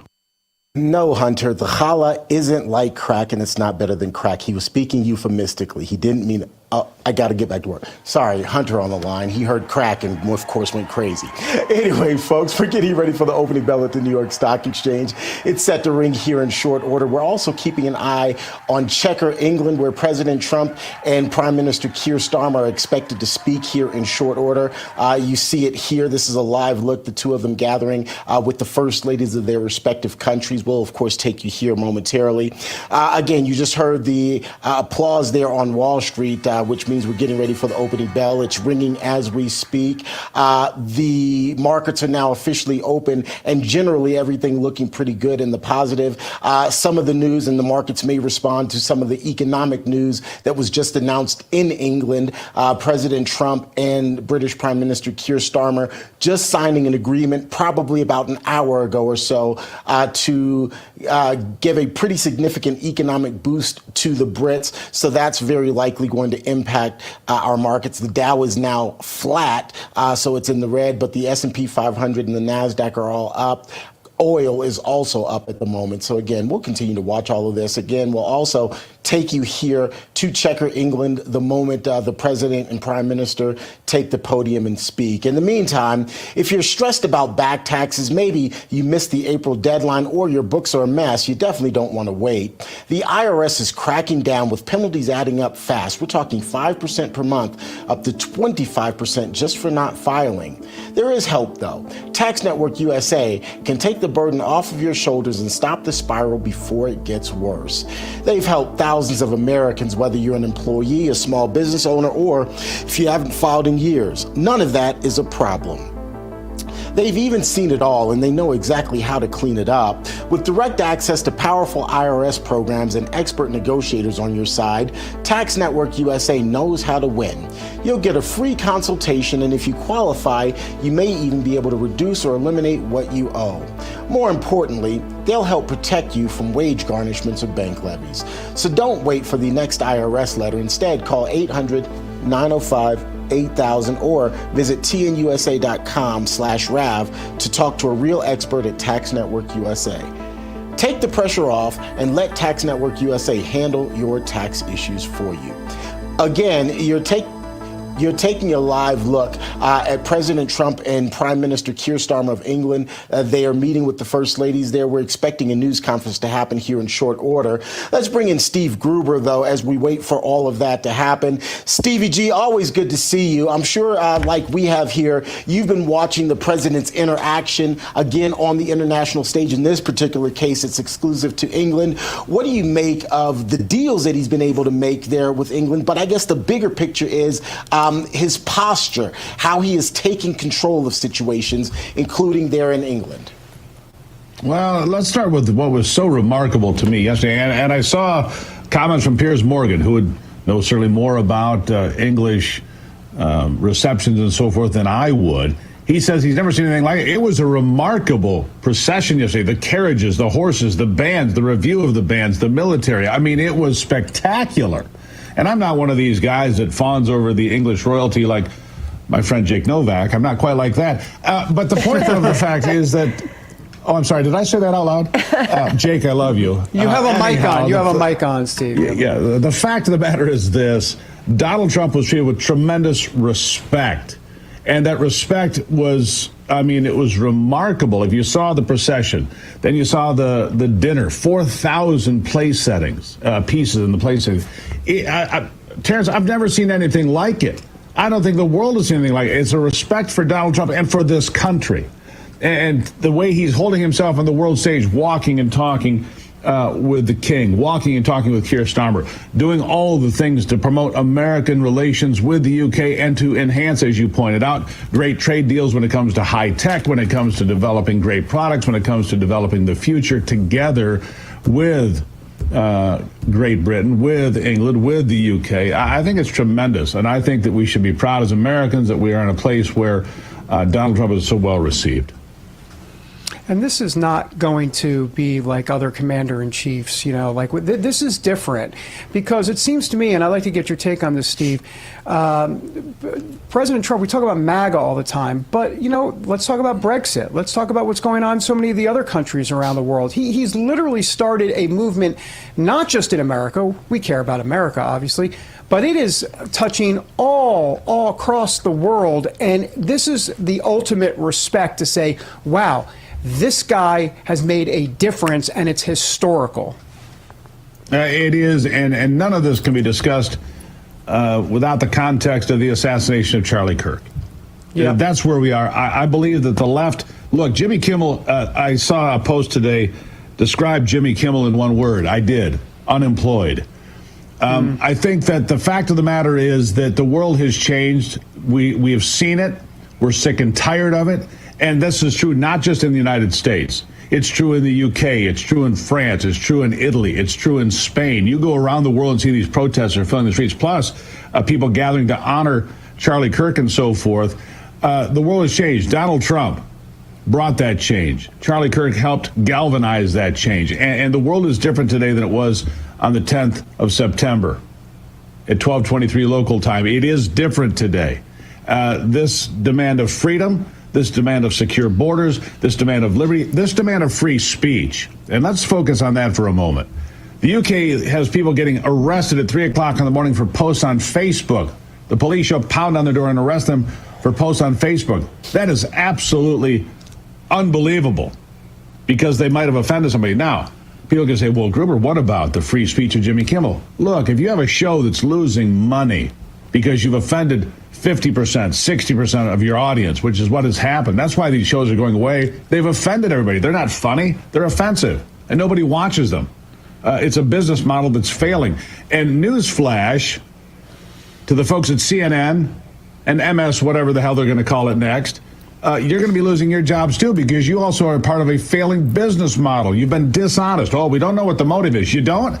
It's weird because the prosecutor laid it out point by point what the motive was, and yet you're still out there on television saying we don't know what the motive is. They did that on CBS News 2 days ago. They did it on CNN yesterday. Ted Cruz had to set the record straight with Caitlin Collins again. What do you mean you don't know what the motive is? I'm sure you guys saw that video. It's remarkable. Look, the world has changed. Donald Trump is being treated the way he should be as president of the United States. We're treating people that are ghouls, frankly, the way they should be. We're not silencing them. You're free to say whatever you want. But if I said certain things on this network, I'd be unemployed, rightfully so. If you use in certain phrases and make fun of certain things, you get unemployed. Free speech has consequences. And that's obviously from what happened to Charlie Kirk. Free speech has consequences. But I'll defend it every step of the way. But that doesn't mean you get to keep your job. It doesn't mean you get to offend people without consequence because, you know, it has responsibilities. Free speech. It has I think you make right? such an important point here, Steve, that I just want to punctuate it. In Great Britain, you can be arrested at 3 in the morning, as you said, for something you posted on Facebook. In America, you shouldn't be. In America, government has no role like that. In America, many patriots were arrested for what they said and did, for trying to warn young women going into abortion clinics what they were really doing to their babies, things like that. People were arrested for their free speech under a Joe Biden administration, but that should never be the case in a free country. There's a difference between the private sector, aka Jimmy Kimmel's situation, and the government doing it. And I think that's so important. We can never confuse those two things. I never want to ever infringe on our First Amendment right. Mm-hmm. Should we send this clip to Pam Bondi? I'm just asking for a friend. You might. Speaking of unemployed, or should be. Let me just say this. In the hearings yesterday, I said it. I'm not a supporter of Pam Bondi at this point. If you believe that your hate mic is still on. Is reason, sorry, go ahead. And I'm glad that it is. If Pam Bondi is going to go out there and advocate against free speech, I cannot support that. Okay, but let's talk about the 92 organizations that were investigated by the administration, the previous administration, including Turning Point USA, including Catholics, including parents at the Parent Teacher Association. I mean, come on. This is the government investigating people for, again, as you put it, Dr. G, free speech. This is not acceptable in America. You can't pound on my door at 3 in the morning and arrest me because I posted something on social media. You can't pound on my door and arrest me because I'm a Catholic who stood up for my daughter at a school board meeting. This is not how it's supposed to work. And so that's why it's really important to look at what's happening in the UK, especially because they seem to be the most egregious violators of free speech and free thought right now. Do not let that happen here. Do not let that happen here. Now, if you get tossed out of your job because you say hateful things, that's a private sector decision, like you pointed out, Dr. G. And that's really important to me, Gina. I knew it was. Hey, you brought up Pam Bondi, so I'm going to follow you down that road a little bit, even though I'm going to make a right, just a slight right, and that would be the House Oversight Committee. Their hearing yesterday involving Kash Patel. As you can imagine, it got pretty testy, specifically when it came to the handling of the FBI's Charlie Kirk assassination investigation. Here's just part of that. We have released where President Trump's name is in the Attorney's file. It's a simple question. Did you tell the Attorney General that the President's name is in the Epstein files? During many conversations that the Attorney General and I have had on the matter of Epstein, we have reviewed. The question is simple. Did you tell the Attorney General that Donald Trump's name is in the Epstein files? Yes or no? Why don't you try spelling it out? Yes if you're or no, Director? Use the alphabet. Yes or no? No? A, B, C, Director, D, E, F. it sounds like you don't want to tell us. Did you tell the Attorney General that Donald Trump's name was in the Epstein files? Why don't you try serving your constituency by focusing on reducing violent crime in this country and the number of pedophiles that are illegally harbored in your sanctuary cities in California? I'll work with you on that. All right, Steve, so that wasn't the actual clip that I wanted to play, but I think you still get a sense of... because that was good as well, right? You still get a sense of the kind of face-off that happened between Director Patel and some of the Democrat members on that panel. And it's really been like that all week long, even in the Senate hearings. Yeah. This is why so many people are just exhausted with the House, for example, or the Senate. They call a hearing to ask questions of somebody. Do they ask questions? No, they give speeches. They pontificate. They sit up there and they get carried away with their histrionics and their gesturing because they want clicks and they want to fundraise, which, by the way, Kash Patel pointed out to him all yesterday. You're trying to fundraise. You're trying to get clicks. You just want to try to get some clickbait. And he's right about all of it. And he's also right about calling out Eric Swalwell and his entire BS career in politics. I happen to agree with that point of view, too. And I applaud Kash Patel for not sitting there and taking it. Like so many people get in there, just sit there and take it, listen to the speeches. No, he said, no, we're not doing this anymore. We're not boring the American people with your political grandstanding anymore. You know, if you want to ask me a question, which he answered, by the way. We've released everything that's legal, that's allowed to be released. We've released every document that's legal and allowed to be released. He repeated it, and this guy just kept going because he's a clown. Of course, nobody ever asked him about, sleeping with the enemy, literally, with communists, literally. And so I think that Kash Patel should be applauded for standing up to these people who just want their name and lights, who just want to get, 1 million views on Twitter or whatever. Right? I think he held himself well. It was different, thank God, than all these other things where they just get up there and talk about themselves and grandstand. I reclaim my time. David, don't cut me off. I reclaim my time. I reclaim my time, David. That was nicely played. Nicely played, Stevie G, as T. Bates would call you. All right, but here's my question. Kash Patel, I mean, that thing, it wasn't just heated. I mean, that was just like, that was off the rails. So my question is, do you think that would have been the case if the assassination of Charlie Kirk did not happen? Do you think that seemed like a timing thing as well? Like the emotions are raw right now, Steve. What do you think? Well, yes, I do think so. I think that the Democrats are especially badly behaved. That's fine. But Jasmine Crockett saying you were the least qualified. I had to go look. You're the only person ever run the FBI that didn't work at the FBI. Really? Did J. Edgar Hoover work at the FBI? No, of course not. It didn't exist before then. So she's wrong, and he points out she's completely wrong, and that what she's saying is completely erroneous. I believe if we look, J. Edgar Hoover was 29 years old when he took over the FBI, and completely unqualified to have that kind of power, which we found out because he abused that power time and time again. Kash Patel answered the question correctly, which is, I'm here to try to protect the American people. I'm here to look out for the safety of the American people, and that is correct. As far as the rest of it goes, I don't know if the Charlie Kirk assassination had anything to do with it, because I think that the Democrats like Swalwell and Crockett would have been just as off the rails as they are every day. I mean, this wasn't a particularly interesting performance by either one of them. They're off the rails every day. And that's why Americans, decent Americans, looked at these people, not those two specifically, but people, teachers, professors, nurses, doctors, dancing on the grave of Charlie Kirk and said, man, I want nothing to do with that. I am repulsed by that behavior. All decent people are repulsed by that behavior. You don't dance on the grave of a 31-year-old father of 2 young children who's left a widow behind. You don't make jokes about it on late-night television. Have some decorum. Have you no decency? Is what I would say to these people. That's what they like. Have you no decency? And the answer has been pretty clear. They've showed you how decent they are time and again. And America, decent Americans that don't consume politics and political conversation all the time, decent Americans that are going to work right now, that have more important things to do than be keyboard warriors, they reject it. I say it again. The left lost the argument permanently on the 10th of September, 2025. Steve, you listen to this exchange and can't stand Swalwell, but at the same time, he knows that there are people out there who still do have questions about Epstein, and he seized on that. But coming from Crazyfornia, he really has no credibility whatsoever. And California is the first one who passed this legalization of human remains composting.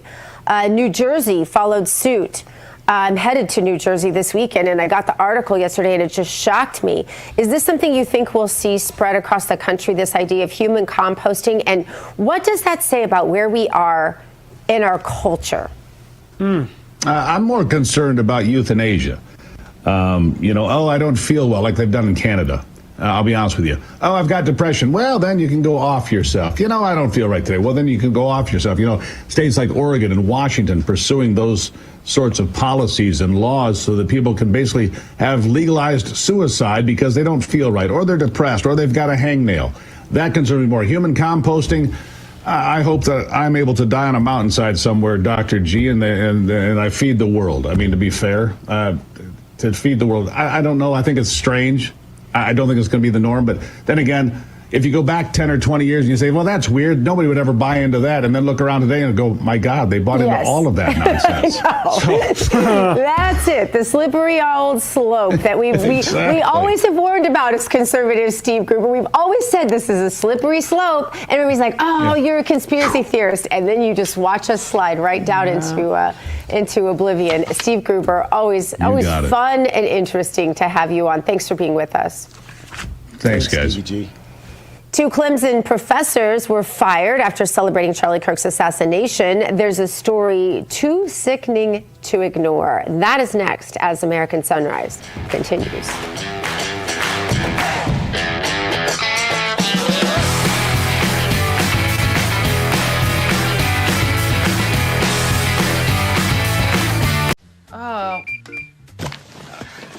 Hey, did you find the manual? Yes, of course I found it. No, I need that. Summon Dale. Who's Dale? A real human. I'm Dale. American Home Show now provides video chat with live repair experts for home fixes over the phone. Let's go fix that oven. Okay, Dale. I need my phone back. Fix it over video chat with American Home Shield. Sign up today at ahs.com. Fellow Americans, did you know a war is being waged right now for how you spend your hard-earned dollars? Over 100 countries worldwide are preparing to switch to a digital currency. Now, this means cash will be replaced by money governments can monitor and track. This tracking makes it possible to collect data from every purchase you make and the ability to decide what you can buy and when you can buy it. What's more, your assets can be frozen or even seized. I'm appalled at such an assault on financial privacy. My friends at Swiss America have a report called The Secret War on Cash with an action plan to protect your financial privacy. So please, call or text the number on your screen for a free copy. With the growing reality of a government-backed digital currency, the time to act is now. So call or text the number on your screen for your free Secret War report. How does the world's most trusted dog expert keep his own dog so healthy? Hi, I am Cesar Milan. In my 20 years rehabilitating dogs, I've seen too many struggle with health problems that no amount of training could fix. Then I discovered it wasn't the dog, it was their food. Fortunately, I found veterinarian Dr. Marty's Anti-Kibble Breakthrough. Nature's Blend is packed with whole foods that are freeze-dried, locking in nutrients. I saw remarkable improvements in my dogs within weeks. Try Dr. Marty risk-free for 90 days. Plus, get a free gift when you call or visit drmartypets.com/Caesar.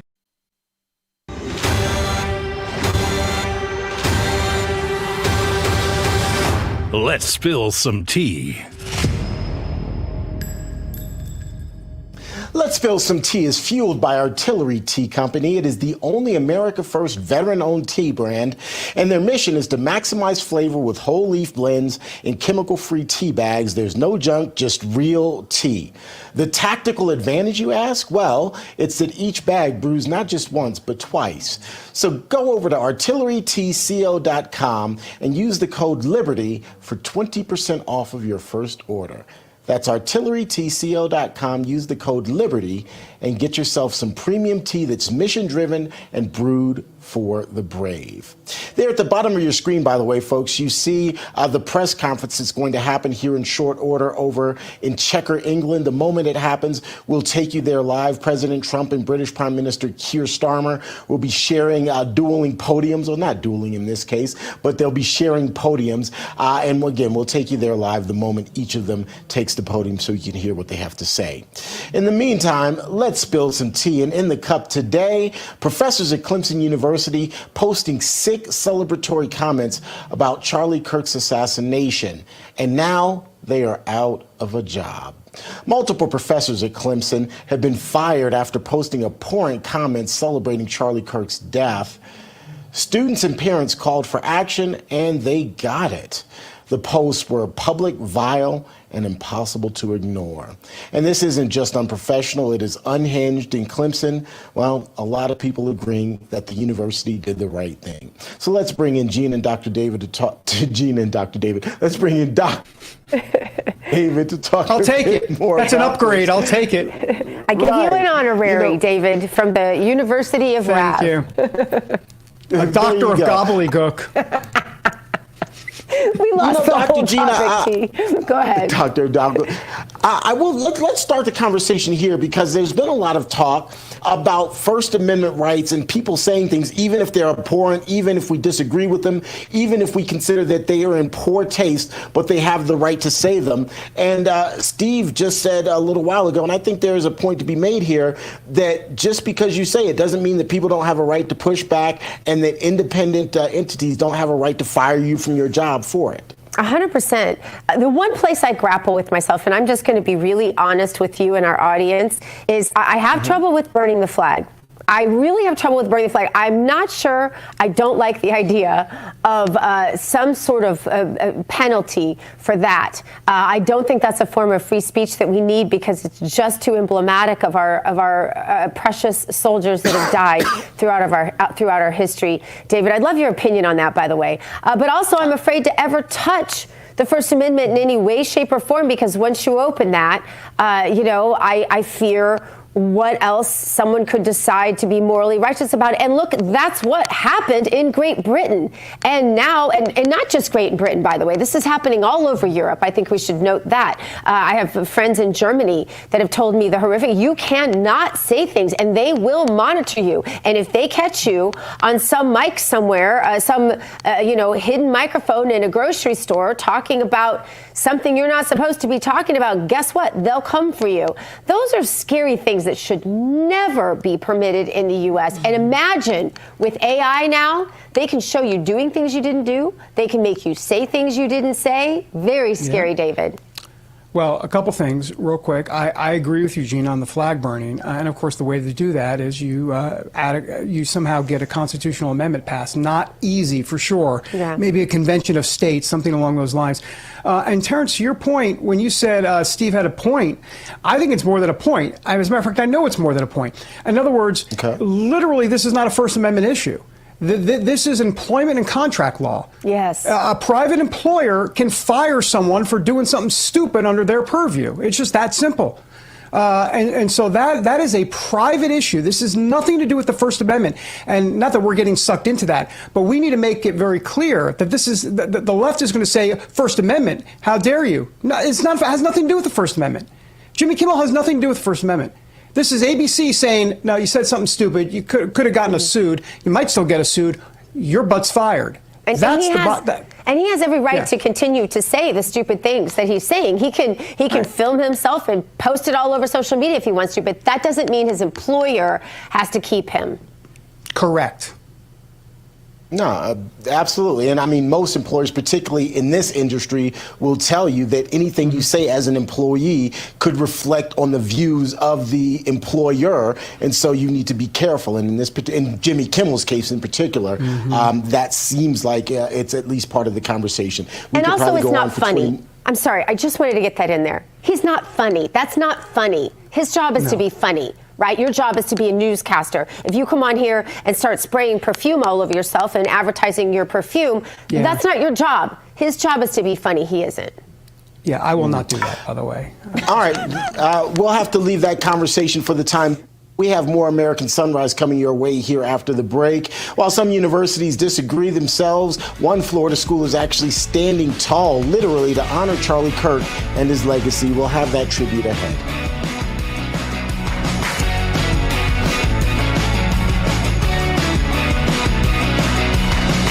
Guys, if you plan to retire in the next 20 years, or if you've already retired, I have a message for you that you need to hear. Central banks, BRIC nations, and our allies are pumping trillions of dollars back into America, but every dollar they send could make your savings worth less.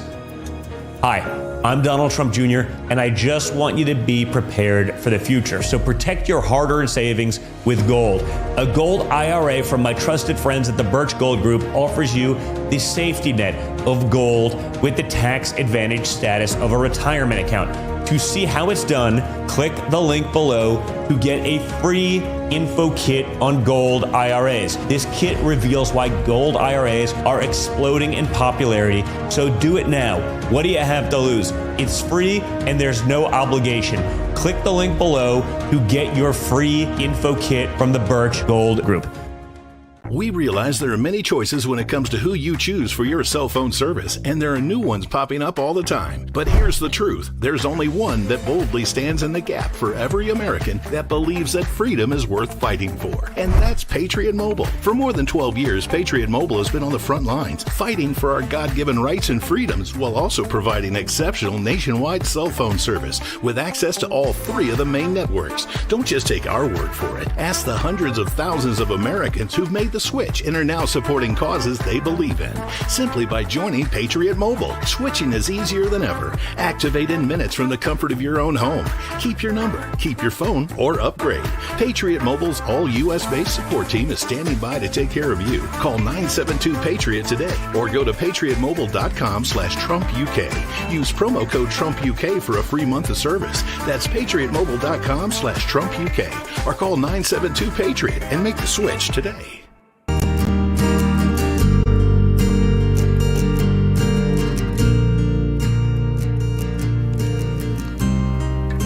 All right, welcome back to American Sunrise. I'm Dr. Gina. Thank you for joining us today. The Daily Wire stepping up to help Turning Point USA during this tragic time after Charlie Kirk's assassination and donating $1 million to the cause. Take a look. I know we at Daily Wire, we trust you at TPUSA to do it. I mean, that's really the answer. We're willing to provide, and we are providing, any level of material support, any level of support on the ground, boots on the ground, helping you to do what Charlie would have wanted to be done here. And I think that the reason that everybody trusted Charlie, and the reason we're all mourning Charlie, is because nobody did it better. You spelled out 2 of Charlie's goals. You said, he wanted to bring people back to Christ and bring people back to church and back to biblical values. And he wanted to keep the MAGA coalition together. And expand it. And the question is how you do that. And the answer is you focus on the first, and the second is a byproduct. Also, a college in Florida is going to honor Charlie. She said, "This is one of the last photos taken of you before you were murdered. I look at it and I can't help but see excellence. You're in your element. You're in athlete mode, training for this exact moment, mind, body, and soul." Anyway, very beautiful. Permanently etched in time, held in my heart, she said, as I admire your greatness forever. Just beautiful. Thank you all for joining us today. War Room is up next. Go boldly now. Live the truth. The administration is planning to take action against left-wing groups that the president and his allies claim have contributed to political unrest and violence. The moves are expected to include investigations into tax-exempt status